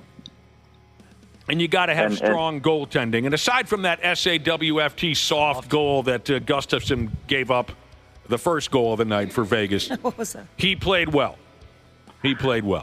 And that hustle play by Boldy going down after they thought that perhaps it might be icing, but he didn't give up on the play. And I think the Vegas guy almost thought it was icing because he just kind of tucked it behind him, and Boldy was right behind him and ended up scoring that goal. I mean, that was a huge play, too. There might have been some confusion there as to whether or not that was an ice. So the rookie defenseman Zeev Buyum got the first assist of his playoff career. Of his career period, right? Yeah. Oh, I don't know. Maybe he had an assist in the... I don't know. Whatever. Did he play 1 regular season game, 2 regular season? He started his career in the playoffs. Well, then he's just that much more special, isn't he, Randy? Yeah. Sure. So when was the last time the Pigs had a lead in a playoff series? 10 years ago? I'm just guessing. Yeah. I don't even know. I'm just guessing. 10 years ago, 12 years ago? Maybe it wasn't that long ago. I'm blindly guessing here. It just feels like forever since this club had a lead in a playoff series. Game 3 will be Saturday afternoon. When was the last time the Wild were a win away from winning a series? That might be a even better question. Sure, and both of those questions will very likely go unanswered in the next half hour because that's very difficult stuff to look up. I'm just curious. 2014-15. I told you. Mm-hmm. Told you it'd be difficult to look up. Yeah. What'd you find? I don't think we'll get an answer for that. Yeah, what'd you find? The Wild had a 2-1 series lead against the St. Louis Blues. They ended up winning the series 4-2. That was 2014-15 season. So 10 years ago. Yeah. Yeah. That's impressive that you're able to find that so quickly. He's good at the internet. Game 3, Saturday afternoon in St. Paul, a day game. Bring a puke mop. Yep. 3:00 start. Oh, for that there's going to be some day drinking and no survivors from St. Paul. Bring a friggin' puke mop. But here we go. They're rolling now. All right. Last night in the NHL otherwise, Florida Panthers got a win over Tampa Bay. Maple Leafs beat Ottawa again, so they have a 3-0 lead in that series. St. Louis Blues put 7 goals on the board and beat Winnipeg. If anybody cares. Well, that series is 2-1 now. So yeah, Winnipeg's still up in that series. Marcus Foligno must be good with the internet, too. Like we just gave Dana credit for finding that statistic so quickly. When's the last time the Pigs had a lead in a playoff series? Marcus Foligno must know people at the internet. Because I'm on ESPN.com, and I'm looking at their summary page of all of the NHL playoff games from last night, right? And you start with the Panthers and Lightning. And with each score that they have on the screen here on ESPN.com, they've got a little picture of, a little still picture of the club celebrating, doing whatever. Like right here, for the Maple Leafs Ottawa game, Leafs win 3-2. Simon Benoit's OT winner gives the Leafs a 3-0 series lead. And they show this Simon Benoit celebrating in the background. In the Florida game, Nate Schmidt's slap shot gives the Panthers an early lead. And for the Wild, what's his name? The Russian kid had 2 power play goals last night. But the still photograph for the Wild's win over the Golden Knights last night is Marcus Foligno's empty netter completes win for the Wild. The Wild tweeted out like a whole thing about his empty netter, like a little celebration video. So he must have some pull with the internet. They don't have a still photograph of the Russian kid, but it's Foligno celebrating his empty net goal. It's awesome. Tonight, 8:30, 8:45, somewheres in there, the Timberwolves will tip off a home game in their playoff series with the Los Angeles Lakers. That series is tied at 1 win apiece. There's only one thing that I like about these next 2 ball games being played at home, and that's the start times. Other than that, the Wolves just haven't been a terribly strong home team all season. They just haven't. And we talked about that, I think, yesterday or the day before. Yep. But what the hell? I'm sure the crowds will be mental. It'll be fun. It'll be stressful. I'll be pissed off before I've even had 2 beers, I'm sure. Yeah.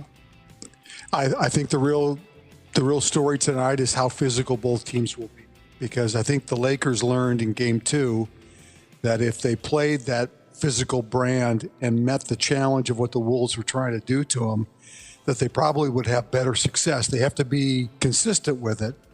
The referees let them play, for sure, in Game 2. Even though there were a lot of fouls called, they let them both, hammer each other. And I was just talking to somebody the other day, and maybe you agree, Nick, or not. I think in watching Game 2 of the Lakers and the Wolves, I know that we always talk about how physical it was back in the day in the NBA, in the 70s and the 80s. Mm-hmm. This is a different kind of physical. This is the clutch and grab, holding on to players, almost bully ball in a lot of ways. Well, so more like the 90s, which is what we said a couple days ago. It's getting a hold of a guy or getting a piece of a guy coming off of a screen when he's trying to get open for a 3. Yeah. Well, and the banging, it's that kind of thing. Yeah. Banging to move them back in the lane, the arm out to push them away. Right. It's not like, hard fouls that we would see. And that's what we used to call was physical in the NBA. That's not what it is anymore. And it's almost, I guess the game is just there's not a lot of finesse anymore. Or at least it doesn't feel like. In this series. Well, in this series, but I think in general, you can also say that the game has changed to be a more physical 3-point shooting game. Physical in the lane to push each other out of the lane and, hard screens to set up the 3-point shot for sure. I think to your point, I think the key to tonight's game is going to be, are they going to get clean looks at threes or not? And are they going to knock them down, obviously? Because I think they did in Game 1. But they didn't in Game 2, and the ones that they did in Game 2 were a little bit more difficult. Again, to your point, they were getting bumps coming off screens. They were getting, mini hacked a little bit trying to get the ball, those type of things. Yeah, that 3-point bucket needs to start falling again. It didn't happen in Game 2. It's almost like the Lakers didn't think the Wolves could shoot the 3-point shot as well in Game 1, and kind of gave them opportunities to prove it, and they did. And by the time they realized, this strategy isn't working, it was too late. Game was over. Catfishing Jesus, one of our most devoted listeners, Catfishing Jesus, has texted in to say that he's on his way to get a Nas Reed tattoo right now as we speak. Oh, great. That's awesome. What's the name of the joint again that's doing that? We want to say word up to those people because it's a great idea. A couple different places do it. Oh, I thought specifically it was some joint called Beloved this or that. They're kind of the one that's known for it. Okay. Maybe they're the one that's... I also think probably the second key in my mind is the Wolves got to get out and fast break and run and run this team. I mean, run against this team because this team's a little older and a little bit slower. And it's going to be difficult to do because the Wolves are one of the worst fast break teams I've ever seen in my life. Well, yeah, but against this team, they have to do that. No, I hear you. Yeah, go for it. Do your best, but they're just not a great fast break team. So, Beloved Studios. The Wolves were not sharp in Game 2, but neither were the Lakers. So here's hoping they come out strong tonight. That 3-point bucket starts to fall again. It's going to be a wild crowd. But Randy Shaver, I'll go along with what you were saying a minute ago. The first 2 games of this series reminded me of the physicality of the NBA in the early to mid-90s. It wasn't so much in the 80s, that was about hard fouls. Maybe the centers beat each other up a little bit in the 80s. But in the 90s, everyone was physical. And that's what this series reminds me of so far. Now, I saw a write-up yesterday on one of those internet websites. I think this was a local sports website. They were excited for the game tonight, of course, and the rest of the series in general, Wolves-Lakers. But they have an overall sense of doom because deep down they know that the NBA will try through orders to the on-court officials to keep LeBron James and Luka Doncic in the playoffs for as long as possible. There is that fear, and it's real, too. Doesn't that enters your mind? I hate it when that kind of thing enters my mind, but it's only natural for it to happen. Yep. The Wolves are not only up against, this Lakers team, but they're up against a higher power who are going to do. Come on, Randy Shaver. Come on. If you don't believe, at least some of that is true, you're out of your mind and in complete denial.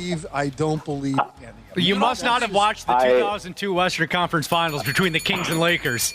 The Lakers shot 480 free throws in one game. God, you guys, I'm not disputing that they might get a call or two. There is no memo coming down from the commissioner's office. But a call or two can make all the difference in the world, Brad Ryder. No, it's not happening. It can make all the difference in the world.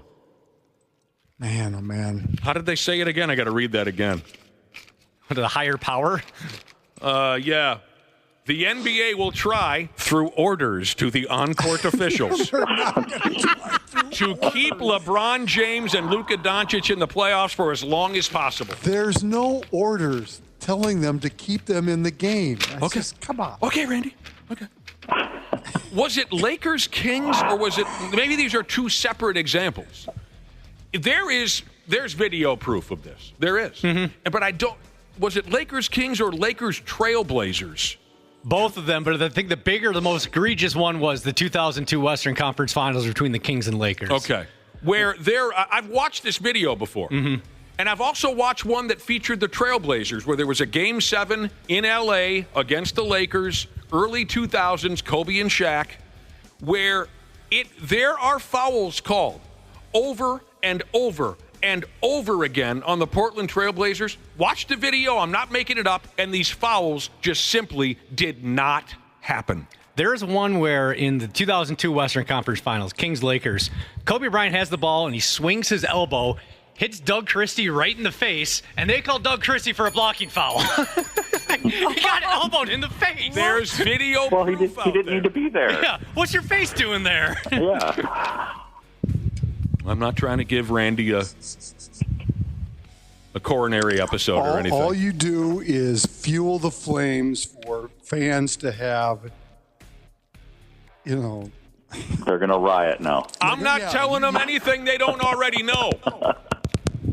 I'm not telling them anything they don't already know. I know, but you know what you're doing. Stop it. Last night, the New York Knicks defeated Detroit on the road. Carl scored 31 points.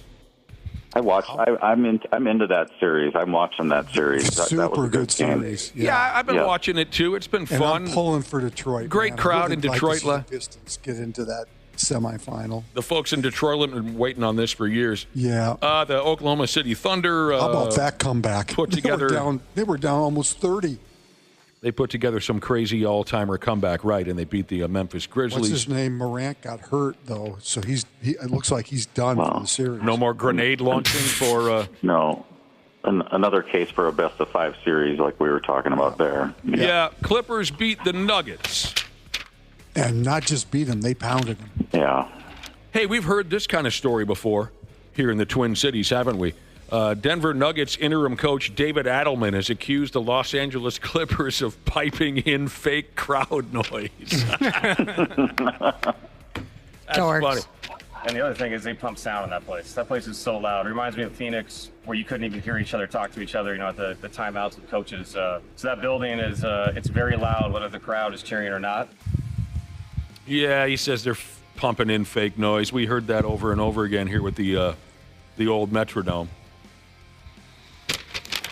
I know this means nothing to anybody, but I don't know if there's ever been a father and son who looked less alike than Rick and David Adelman. Yeah, now that I think about it, you're right. What are you trying to start? I don't know. I'm not trying to start anything. It probably was the league. The league was in charge of this. The NBA got into the, what do they call that joint, Josh, where babies sit around? Where babies sit? When they're born in the hospital, they call it the... in the maternity ward? ward. In the maternity ward. The NBA Babies got switched up. just to mess with Rick Adelman's career. They switched his baby in the maternity ward. Look it up. I don't think there's ever been a father and son who look less alike than Rick. I'm just saying. I'm not getting into that. DA's a good dude. I'm not getting into that. Oh, DA's got a good vibe with him. You see, Brad he calls coached, him he DA. coached here. I know. I worked with him for 5 years. He's a good guy. Oh, you look up a picture of their mailman, though. It is uncanny, that resemblance.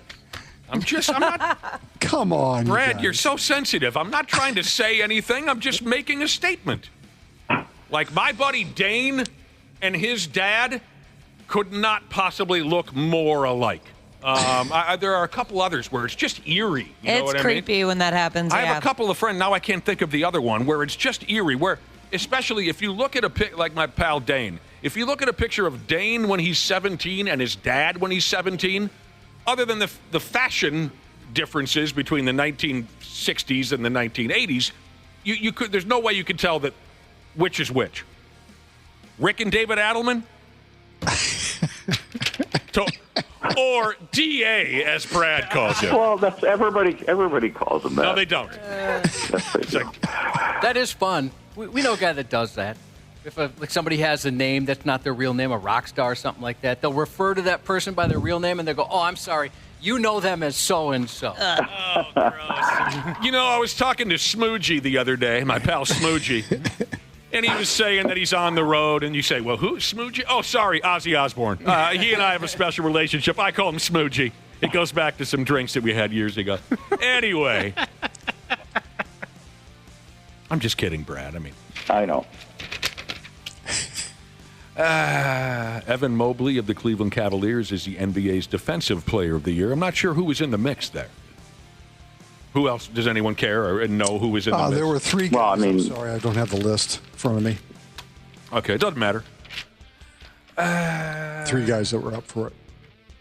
Adam Silver, the commissioner of the National Basketball Association, has been talking to folks about possibly shortening the season. Well, I'll tell you what, dude, if you do, call David Bettman over there at the NHL and talk him into it, too. Yeah, while the NFL is seriously contemplating 18-game regular season. Oh, yeah. They're going to start playing year-round pretty soon, it seems like. Yeah, just keep it going. Season again, so, yeah. I love the NBA and the NHL, but they both need to be shortened greatly. 25 games, I say. Regular season. Wow. No, realistically, I'd say 50. Yeah, that 50-game strike shortened seasons they've had, those have been fun. They probably won't go from 82 to 50, but yeah, they're not. No. I'm just saying the best case scenario for me personally. Josh just handed me this. Adrian Peterson was arrested for driving impaired in Hennepin County. Okay. What a dope. His mugshot is awful. He was at that party last night over there at US Oh, Bank he was Stadium. at the draft party? Oh, yeah. Yep. This is a draft party alleged DUI? Oh. Yeah, my kid was there and she saw him. She was kind of saying, hey, so-and-so's here. In Depot, he was there too. What the hell was your kid doing at the draft party? Her roommates wanted to go. Oh. So she decided to go. I'll have to sit down and talk with her. She skipped your draft party to go to that one. So, Adrian Peterson. So he was driving home last night and he got pulled over, huh? That's not good. I didn't know he was still in town. Well, he probably came in for the draft. Right. Yeah. Sucks to be you. That's why he was here, I believe. Talk about going from bad to worse. You have to go to a draft party and then you get pinched for a Dewey. Call an Uber. I call him AP. Mm-hmm. I call him AP. You guys are close. All right, Randy AP? Shaver. You have to tell, who's AP? Yeah. I'm not going to hear the end of that one, am I?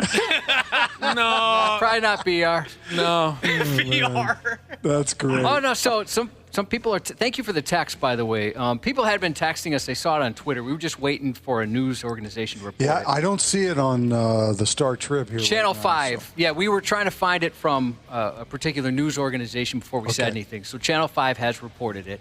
Okay. Somebody sent the Hennepin County Sheriff the booking webpage. And it looks like it was 5:16 a.m. Oh, my God. So I don't know if that's when he was pulled over or if that's just when they published this or what the deal. We were already here. That's so crazy to think about. Yeah, we could have seen him on the road. Yeah, he drove in sober.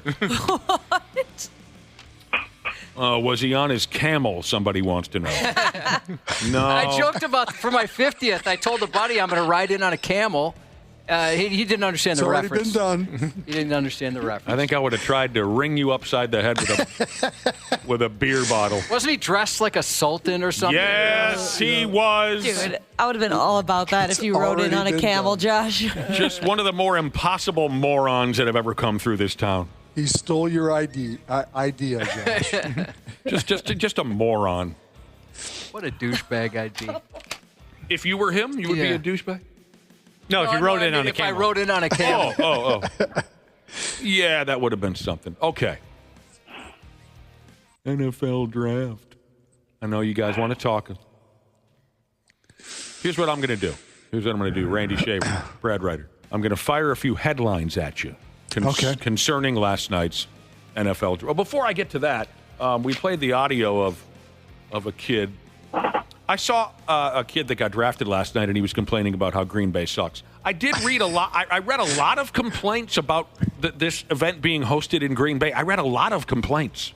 People were text in. Some listeners were there. And said what? Only in America, Jesus said, Green Bay had enough porta potties for... they didn't have enough porta potties for all the people. I've been holding my pee since 5 p.m. last night. Oh, that sucks. That makes me so angry when that happens. A lot of people are saying they just weren't prepared for the amount of people. Well, I don't know if they really expected 200,000 people to show up. Yeah, they had a post that they were turning people away, that it was at capacity. Oh, my gosh. Yeah, Wow. because... I like the NFL. I don't get it. It's a party, Brad. But you don't get what? I'm sorry? I like the NFL, so I'm not knocking the NFL. I just don't get going to that type of a draft party. I just don't understand it. Brad, it makes money. It's a made-for-TV event.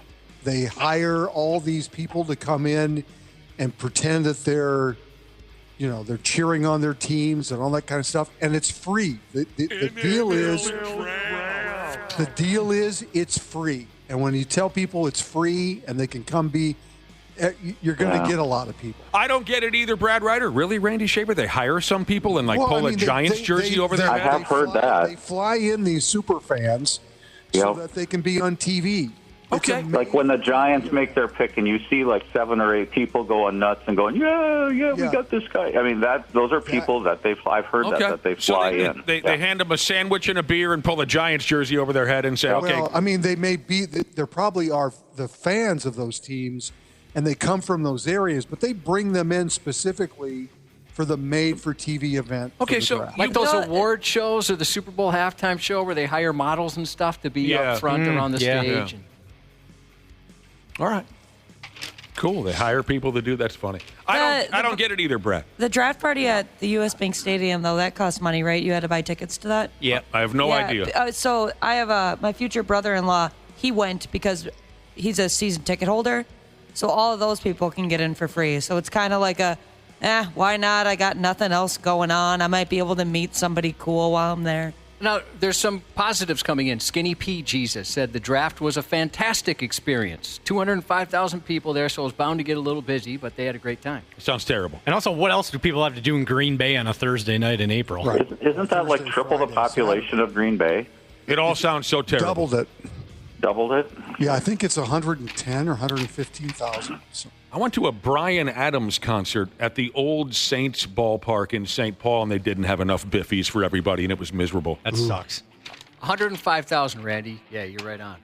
That's the population of Green Bay. Yep. So me and these two pals were full of beer, and our bladders were overwhelmed as well. Oh. And when Bryan Adams was singing the song Cuts Like a Knife, my buddy said, speaking of a knife, I'd cut mine off if I could right I'd kill somebody. We ended up just peeing on the ball field. Yeah. There was nothing anybody could do.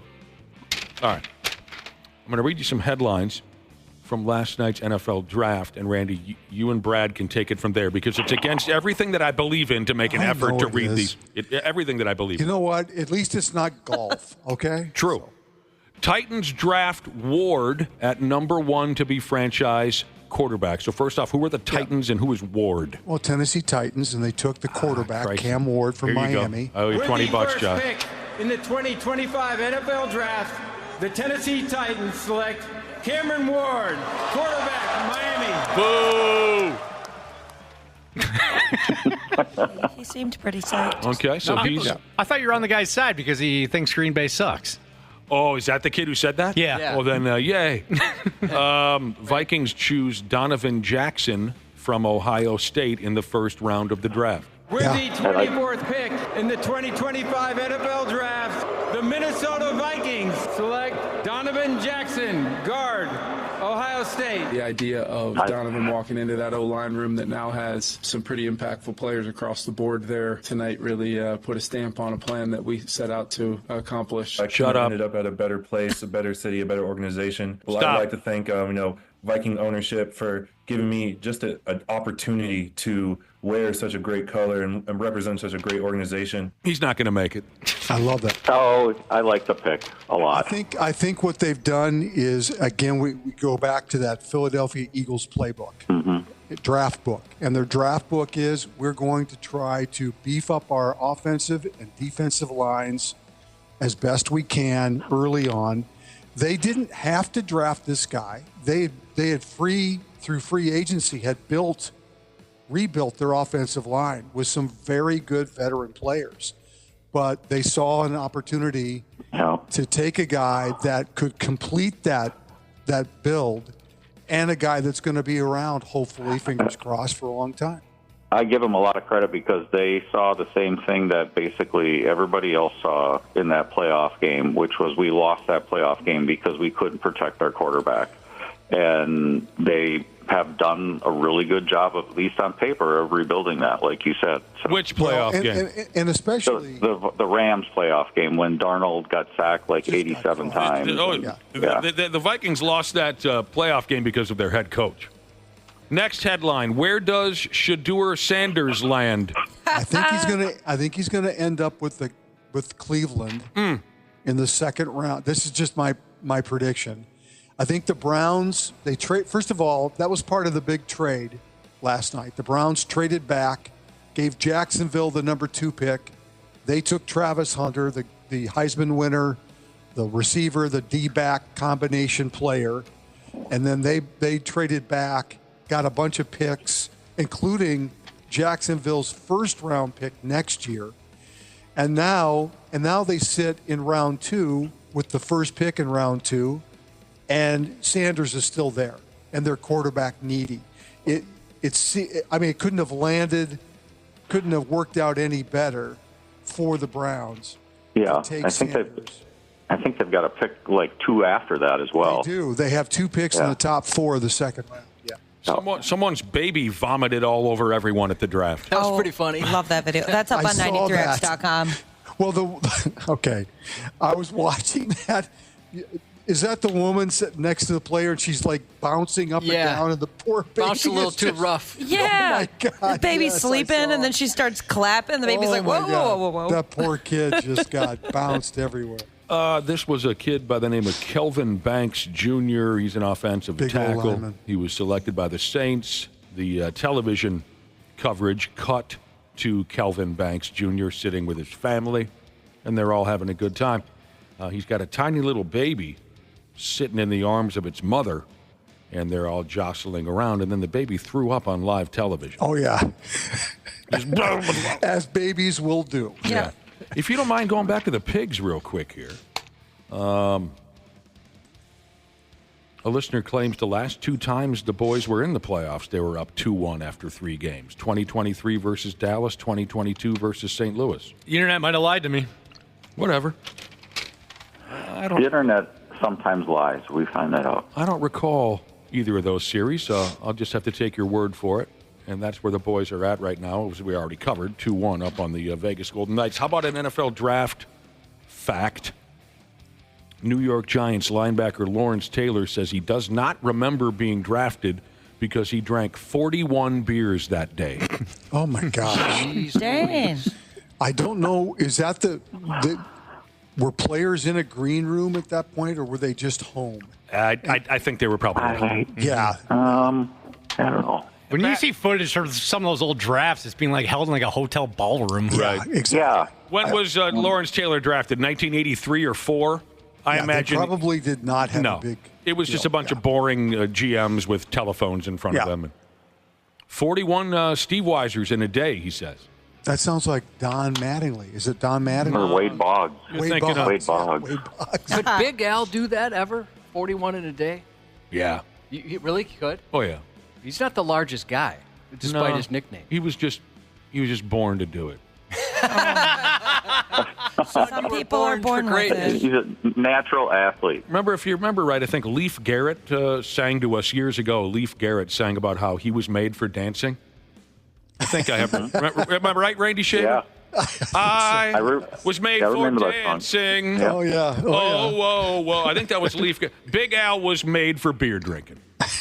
Pretty good at it. See, I remember that music video, Josh, and what's interesting is he really isn't that great of a dancer. No, not at all. He's barely dancing. I think I could do the dance he does. It's just kind of it's like a hip shake. A hip side to side, yeah, but he claims he was made for dance. He's a very funny guy. Do you ever watch him on that show called Something or Another television show? I don't think I saw that one. It's called World's Dumbest. Oh, no, is he doing that? Is that a recent version or? Oh, I don't know if the show's been on. A long time ago?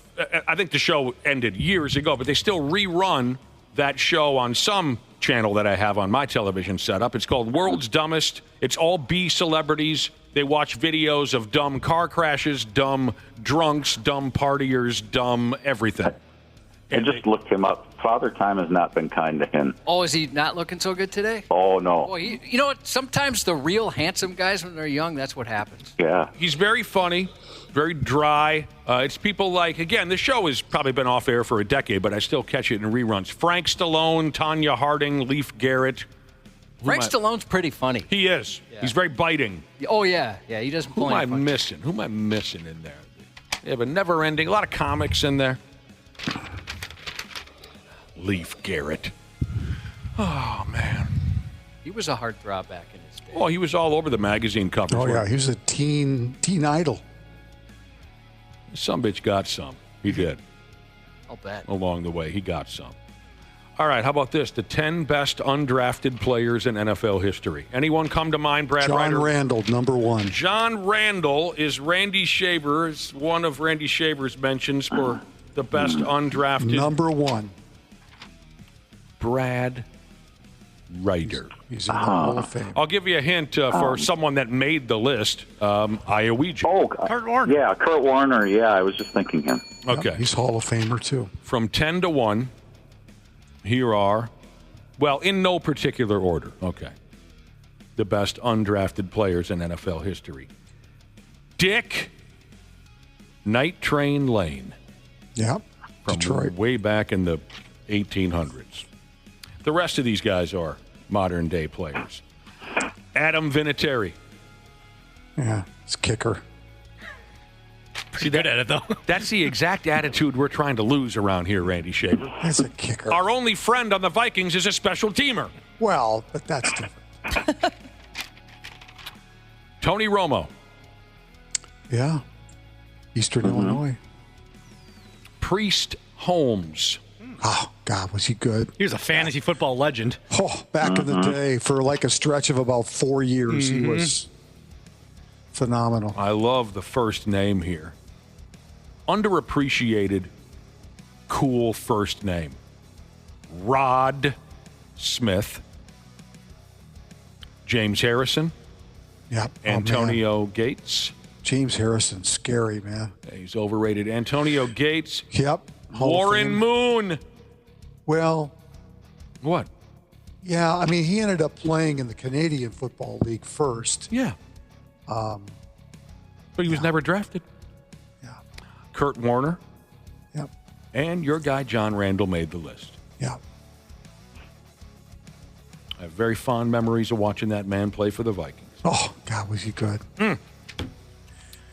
Well, the Twins couldn't quite get the sweep over the White Sox. She was a rain-shortened game at Target Field yesterday afternoon. The bats went quiet again. They lost 3-0. After 7 innings, they hauled out the tarp, and about a half hour later, it was made official. So, 2 of 3. And now they start up a home series tonight against the Los Angeles Angels of Anaheim in the greater Orange County area, public and parochial. 3-game series starts tonight at Target Field. Pablo Lopez? He's back. Okay. Yeah, he's back. Okay. Royce Lewis beginning a rehab assignment with the Saints today. That's awesome. Yeah, that's So that good. means he's on the ball field. That's correct. Yeah. Okay. And he's playing, which is a great sign. Okay. I mean, the Twins are going to have some interesting decisions to make once he's ready because the Keishel kid is playing really well. And they've got Brooks Lee, who they really like, and they're going to have some decisions to make. Didn't Willie Castro go on the DL yesterday? He did go on the IL, so that IL, will help them make a decision. finagle some things, yeah. So one more here. You guys will get a kick out of this. So the Baltimore Orioles recently kicked in their own new streaming service, whatever that is, but everyone's doing it. Kind of like what the Twins they're doing? Yeah. They started up their own streaming service. The Baltimore Orioles did that, Cubby. But it's off to a little bit of a rough start. They accidentally charged a few fans $8,999. Can you imagine the panic? Instead of $89.99. Whoa. Oh, man. I hope no refunds. You can use it as a credit for that. you can watch the rest of your life. I imagine a few people just full-on pooped their britches. Oh, for sure. $8,999. Maybe it was something, too, where a guy wakes up after a night of drinking and he checks his bank account. He's like, I did what? Listener has texted in, a listener by the name of Jessica. She has twin aunts, and she says they're still both, to this day, Josh, obsessed with Leif Garrett. Well, I can see why. I was made for dancing, and he's not even that great of a dancer. No, not at all. I should have had Scott Baio do that or something. Danny Terrio. Well, he was a professional dancer, you know. Scott Baio, in 1978, they should have given him that. They could have given him that single. I didn't know he was a good dancer. Well, anyone would be better than Leif Garrett in that department. What about Sean Cassidy? He could have. He was busy doing the do-run, but they could have asked him to. No one knows what I'm talking about. I don't even know what I'm talking about. All right, Brad Ryder and Randy Shaver, you guys have a terrific weekend. Bye, damn, and we'll talk to you Monday morning. Sounds good. Thank you very, very much. We will return here in a few minutes on the Half-Assed Morning Show. We got a full tank of gas, half a pack of cigarettes. It's dark, and we're wearing sunglasses. Hit it. The 93X Half-Assed Morning Show. Well, there's my beautiful podcast, people. Everybody good? All right, great to hear. Thanks, as always, for listening to the podcast. And, of course, thanks to our friends at Standard Heating and Air Conditioning for making it all possible. Can we believe it's April already? And like the old saying goes, April showers brings gross, disgusting humidity and heat in May. Beat the heat and the summer rush. Have Standard Heating and Air Conditioning out to work on that AC soon. April is the best month to get your air conditioning wrenched on before the huge summer rush starts. So get on that today. Go to standardheating.com and schedule that AC tune-up. Thanks for listening. We love you podcasters. Enjoy the show. This episode is brought to you by Progressive Insurance. Fiscally responsible, financial geniuses, monetary magicians. These are things people say about drivers who switch their car insurance to Progressive and save hundreds. Because Progressive offers discounts for paying in full, owning a home, and more. Plus, you can count on their great customer service to help you when you need it, so your dollar goes a long way. Visit Progressive.com to see if you could save on car insurance. Progressive Casualty Insurance Company and Affiliates. Potential savings will vary. Not available in all states or situations. This is Women's Work with Nicole Khalil. I would rather have the temporary pain of discomfort than the avoidable pain of regret. There are too many of us that we're waiting for someday, and the clock is ticking. Redefining what it means to be doing women's work. Make sense of this wild, chaotic, and beautiful world and your place in it. That is woman's work. This is Women's Work from Believe. Follow and listen on your favorite platform. The 93X Half-Assed Morning Show. I'll tell you what, I'm proud of you. Proud of every one of you, because today is your F-off day. Enjoy yourselves. You've had this coming. Welcome back to the 93X Half-Ass Morning Show. We're getting there. Personally speaking, we're getting there. It is 8:31. When's our next patriotic holiday? Would that be Memorial Day? Yep, Memorial Day. All right. Coming up at the end of May. We're not in May yet, are we? Not quite. Okay. Next week. Memorial Day coming up. Tell me where you go with this. This is apparently a report on very American things that can only happen in America. Very American things that can only happen in America. Should we fold this in half and see if it F's? I don't see why not. All right. A town electing a dog as a mayor. Is there anyone in our listening audience? Text us, 651-989-9393, if you are from or you're currently living in a town that has elected a dog as a mayor. I would love to hear about it. But they're saying that would only happen in America. We're the only place that would hire a dog as mayor. It's happened in Minnesota before. A Great Pyrenees, I believe, named Duke, if I remember correctly. What town was he in charge of? Was it like Cormorant or... Let me look it up. I would love to hear whatever you find, Josh. Oh, yeah, and it was his fourth consecutive term. But the fourth one... Awesome. It ended in controversy, though, due to that humping scandal. No, he passed away. Oh, damn. From humping. Too much humping? Quite the scandal. I'm keeping an eye on the text messages. 651-989-9393 if you are from a town or if you currently live in a town here that has elected a dog as mayor. So, again, the town is Cormorant? Cormorant. I'm usually pretty good with Minnesota towns. I'm pronouncing that correctly. Where the hell did they put that one? I don't know. That's just what Wikipedia said. But they had a dog running things for 4 separate, terms.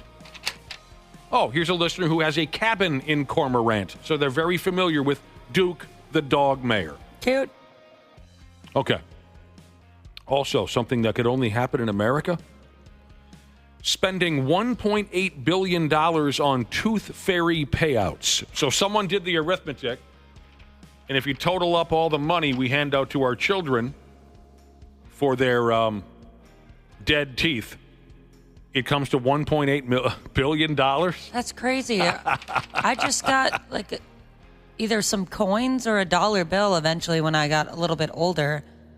I don't understand the parents that'll give their kid $5. Yeah, we only got nickels or dimes. Times have changed, but that information somewhat interesting to me. It's a lot of friggin' money. But of course, there's a lot of babies, children here in our great country. College sports coaches making more money than governors is something reported as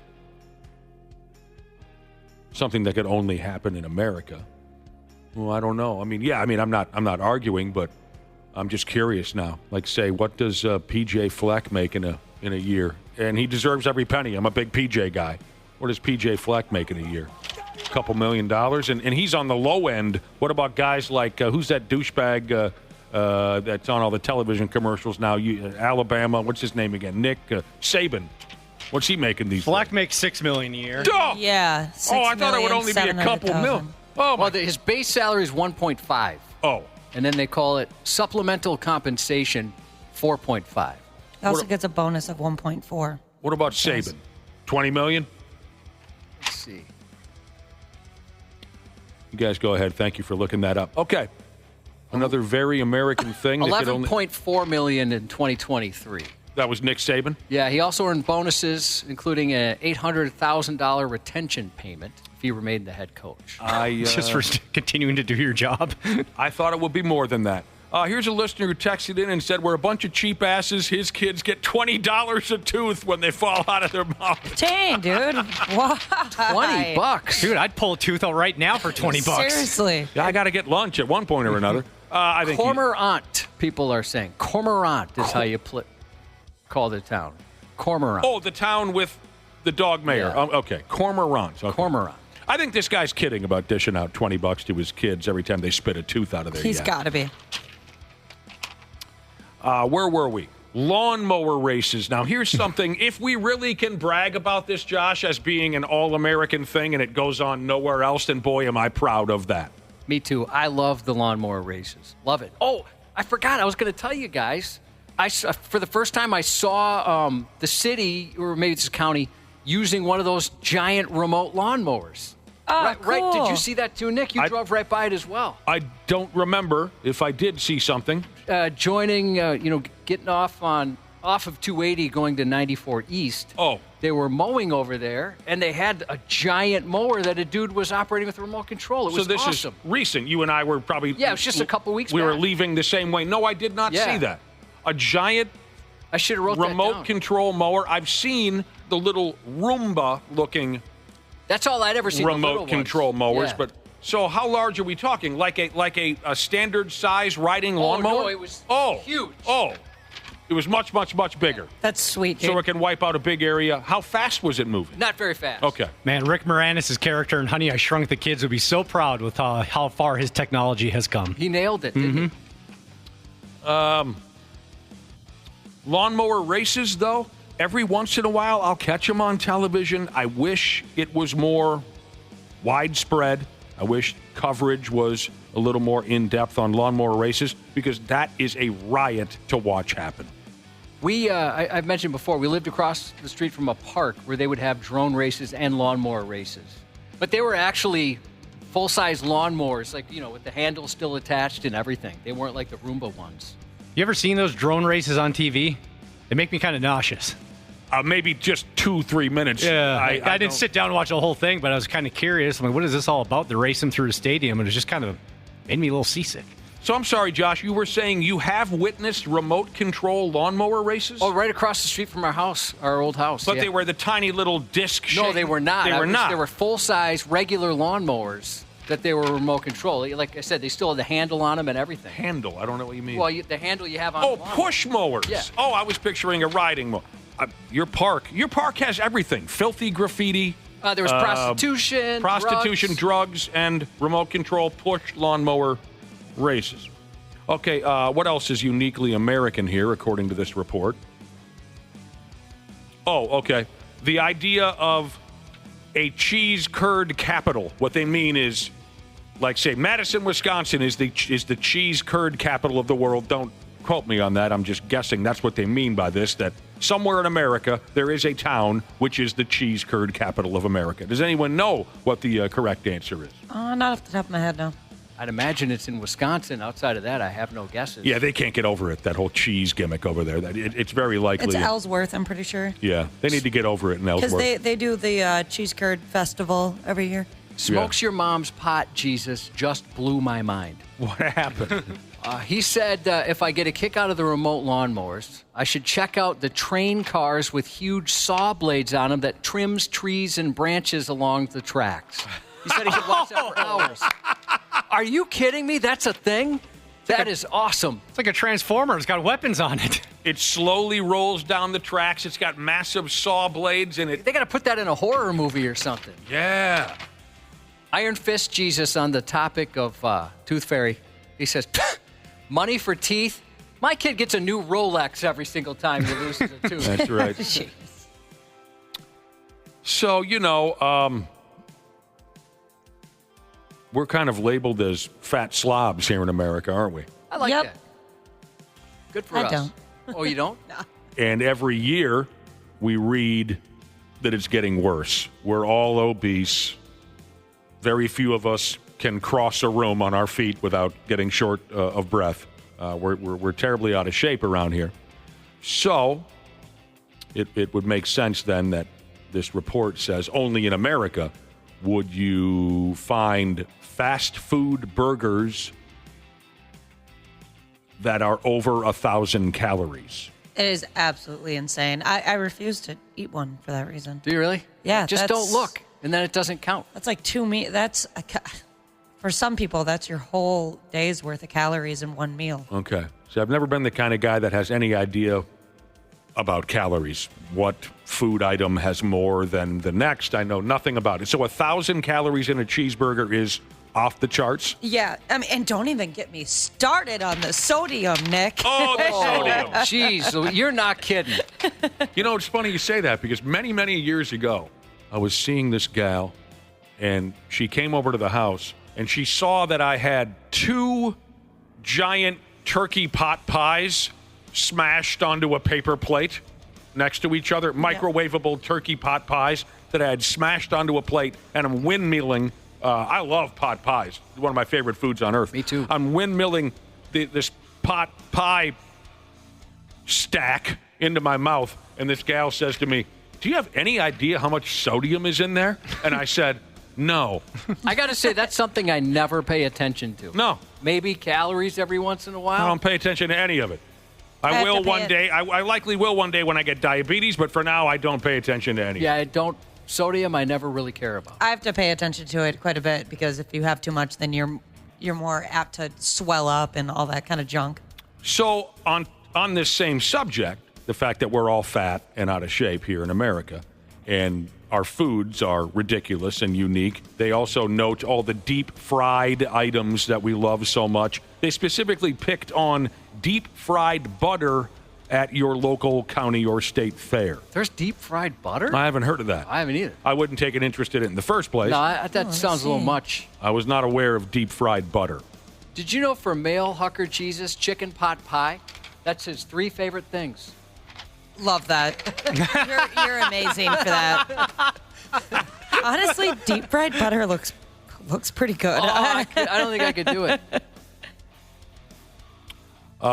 Here in America, and only here in America, we have an entire town that celebrates Spam. Would that be down in southeastern Minnesota? What do you call that town again? Albert Lee or Austin? Austin. Oh, I love me some Spam. Or Hawaii.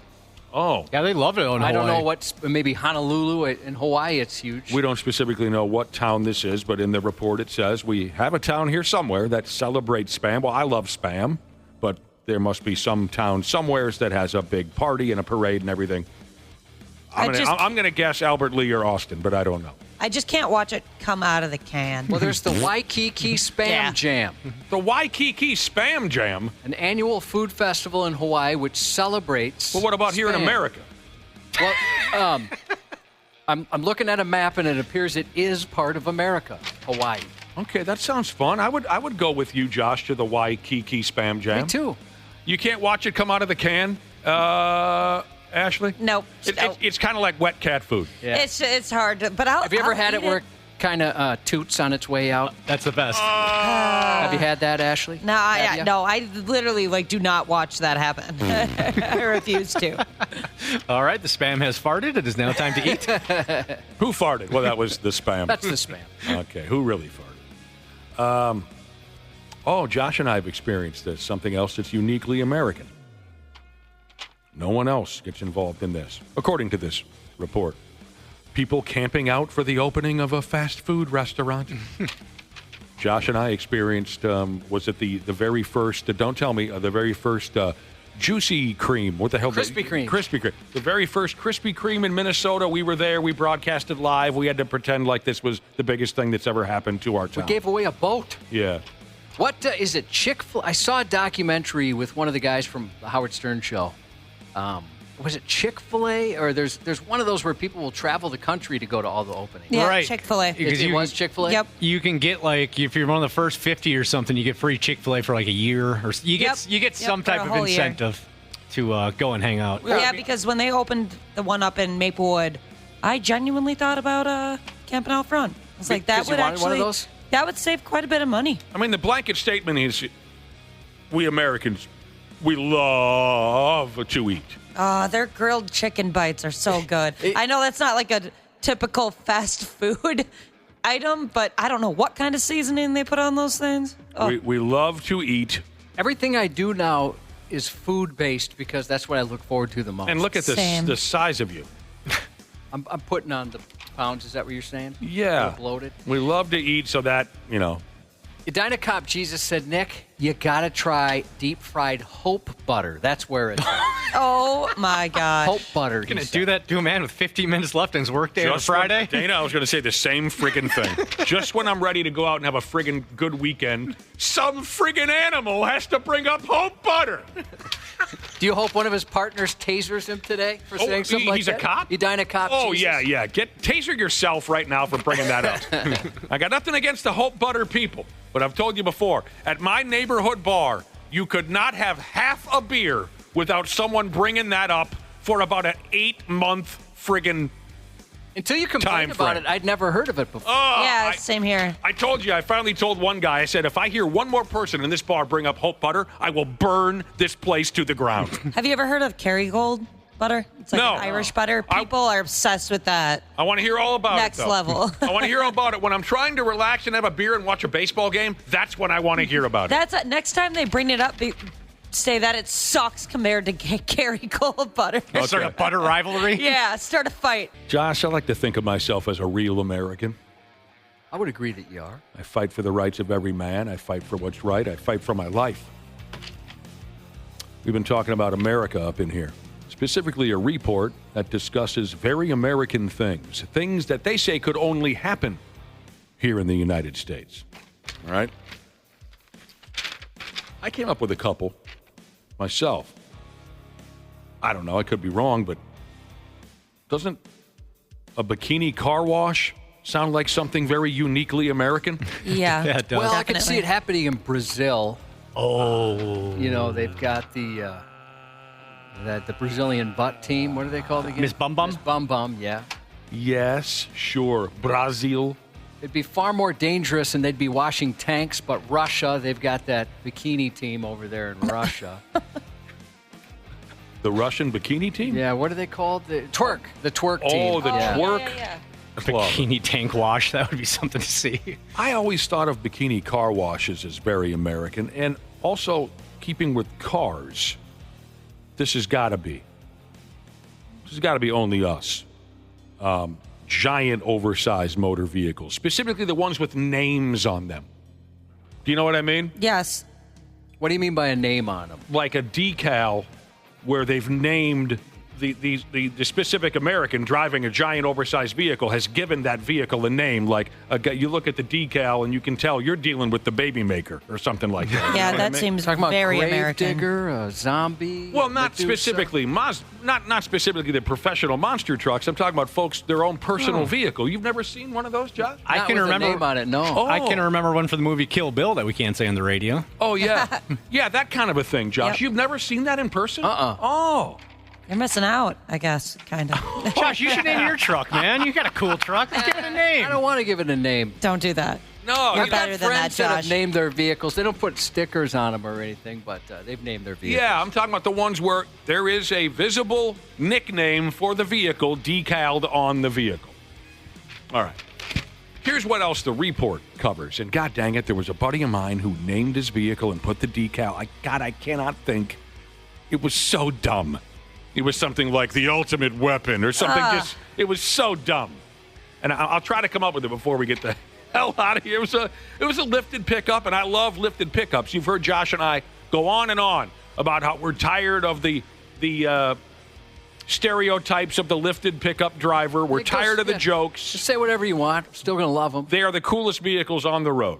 But this was a lifted pickup. This dude drove, and he gave it a name, and he had the decals up on the bug buster, on the front of the vehicle. I'll try to come up with it. I'd like to get a giant CB antenna in my pickup truck, like one I have to mount in the bed. It just it doesn't even fit in my garage. I'd love something like that.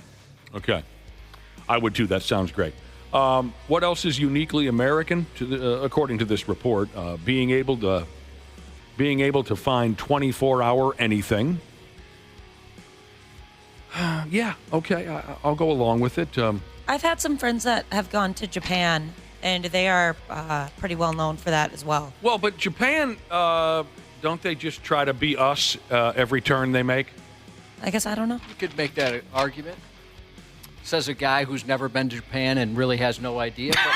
Well, that's I just get that impression. Well, of course, I have no idea. That's just what I've heard. I've heard that Japan likes to just follow our trends, and I've got nothing against the Japanese, of course. I'm just saying that's what I've heard, that, if we do something, then they do.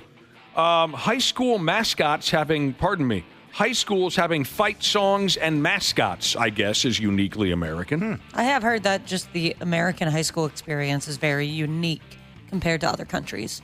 I was my high school's mascot for about 10 minutes, and then I was fired. But you guys know that already. What else? Giant balls of this and that on display on the roadside, the largest pile of mud, 100-foot statues of fish, and this and that. Oh, the largest ball of yarn. Whatever it might be, all of that stuff. They say that's very American. And they close out here, Josh, with spray cheese in a can. I can't get that if I'm in Zimbabwe. I don't know. I do love spray cheese. Yeah, those poor Zimbabweans. Oh, I used to eat the heck out of that when I was a little kid. So when good. it comes crashing down and it hurts inside. Spray cheese. Is that a spray cheese commercial? No, that's the Hulk Hogan, I am a real American. I only knew the lyrics you already sang. I never got past the rest of it. You gotta take a stand, you can't help to hide. Spray cheese. Bam, bam, bam. And he comes down the aisle, the old Hulkster song. You had to be there. Let's get out of here. Just a heads up, the second annual Meet and Convoy for First Responders is happening Sunday at Burnsville Center. Starts at 9 a.m., where the community gets together again to show support for men and women in uniform. That'll be fun. Sunday, 9 a.m., Burnsville Center. Thank you to a new 93X listener and now officially a member of the Sisterhood, Free the Nips Jesus. Hey, good for you. Josh, I'm not trying to interrupt, but underwhelmingly optimistic Jesus is trying to guess the name of this lifted pickup. An individual that I used to know. I haven't seen him in years. Underwhelmingly optimistic Jesus is guessing that the name for the pickup, was it called the Compensator? That's what I want to name mine. See, those are the jokes we want to stop around here. Yeah. Can I take that? Or maybe that, can I take that one?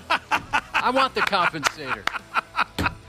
You would crack us up to no end if you pulled into the parking lot Monday morning and you have decaled your truck as the Compensator. That's awesome. That's a brilliant joke. Thank you for that one. Mine bends where yours ends. Jesus texts in a happy 21st birthday to his son, Vinny Boombots Jesus. Oh, Vinny Boombots? Yeah, That's my doctor's name. As well as a special birthday shout out to his smoke show of a wife, C-Note Jesus. Happy birthday to Mackenzie, turning the big 09 this weekend from Dad, P-Man Jesus, Mom, and Piper. Happy birthday and good luck to AOL Jesus, who has an interview today for a big raise. Hope you get that.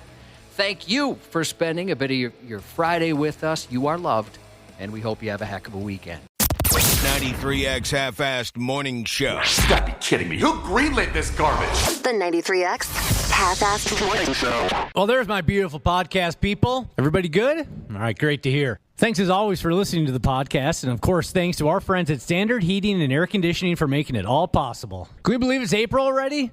And like the old saying goes, April showers brings gross, disgusting humidity and heat in May. Beat the heat and the summer rush. Have Standard Heating and Air Conditioning out to work on that AC soon. April is the best month to get your air conditioning wrenched on before the huge summer rush starts. So get on that today. Go to standardheating.com and schedule that AC tune-up. Thanks for listening. We love you podcasters. Enjoy the show.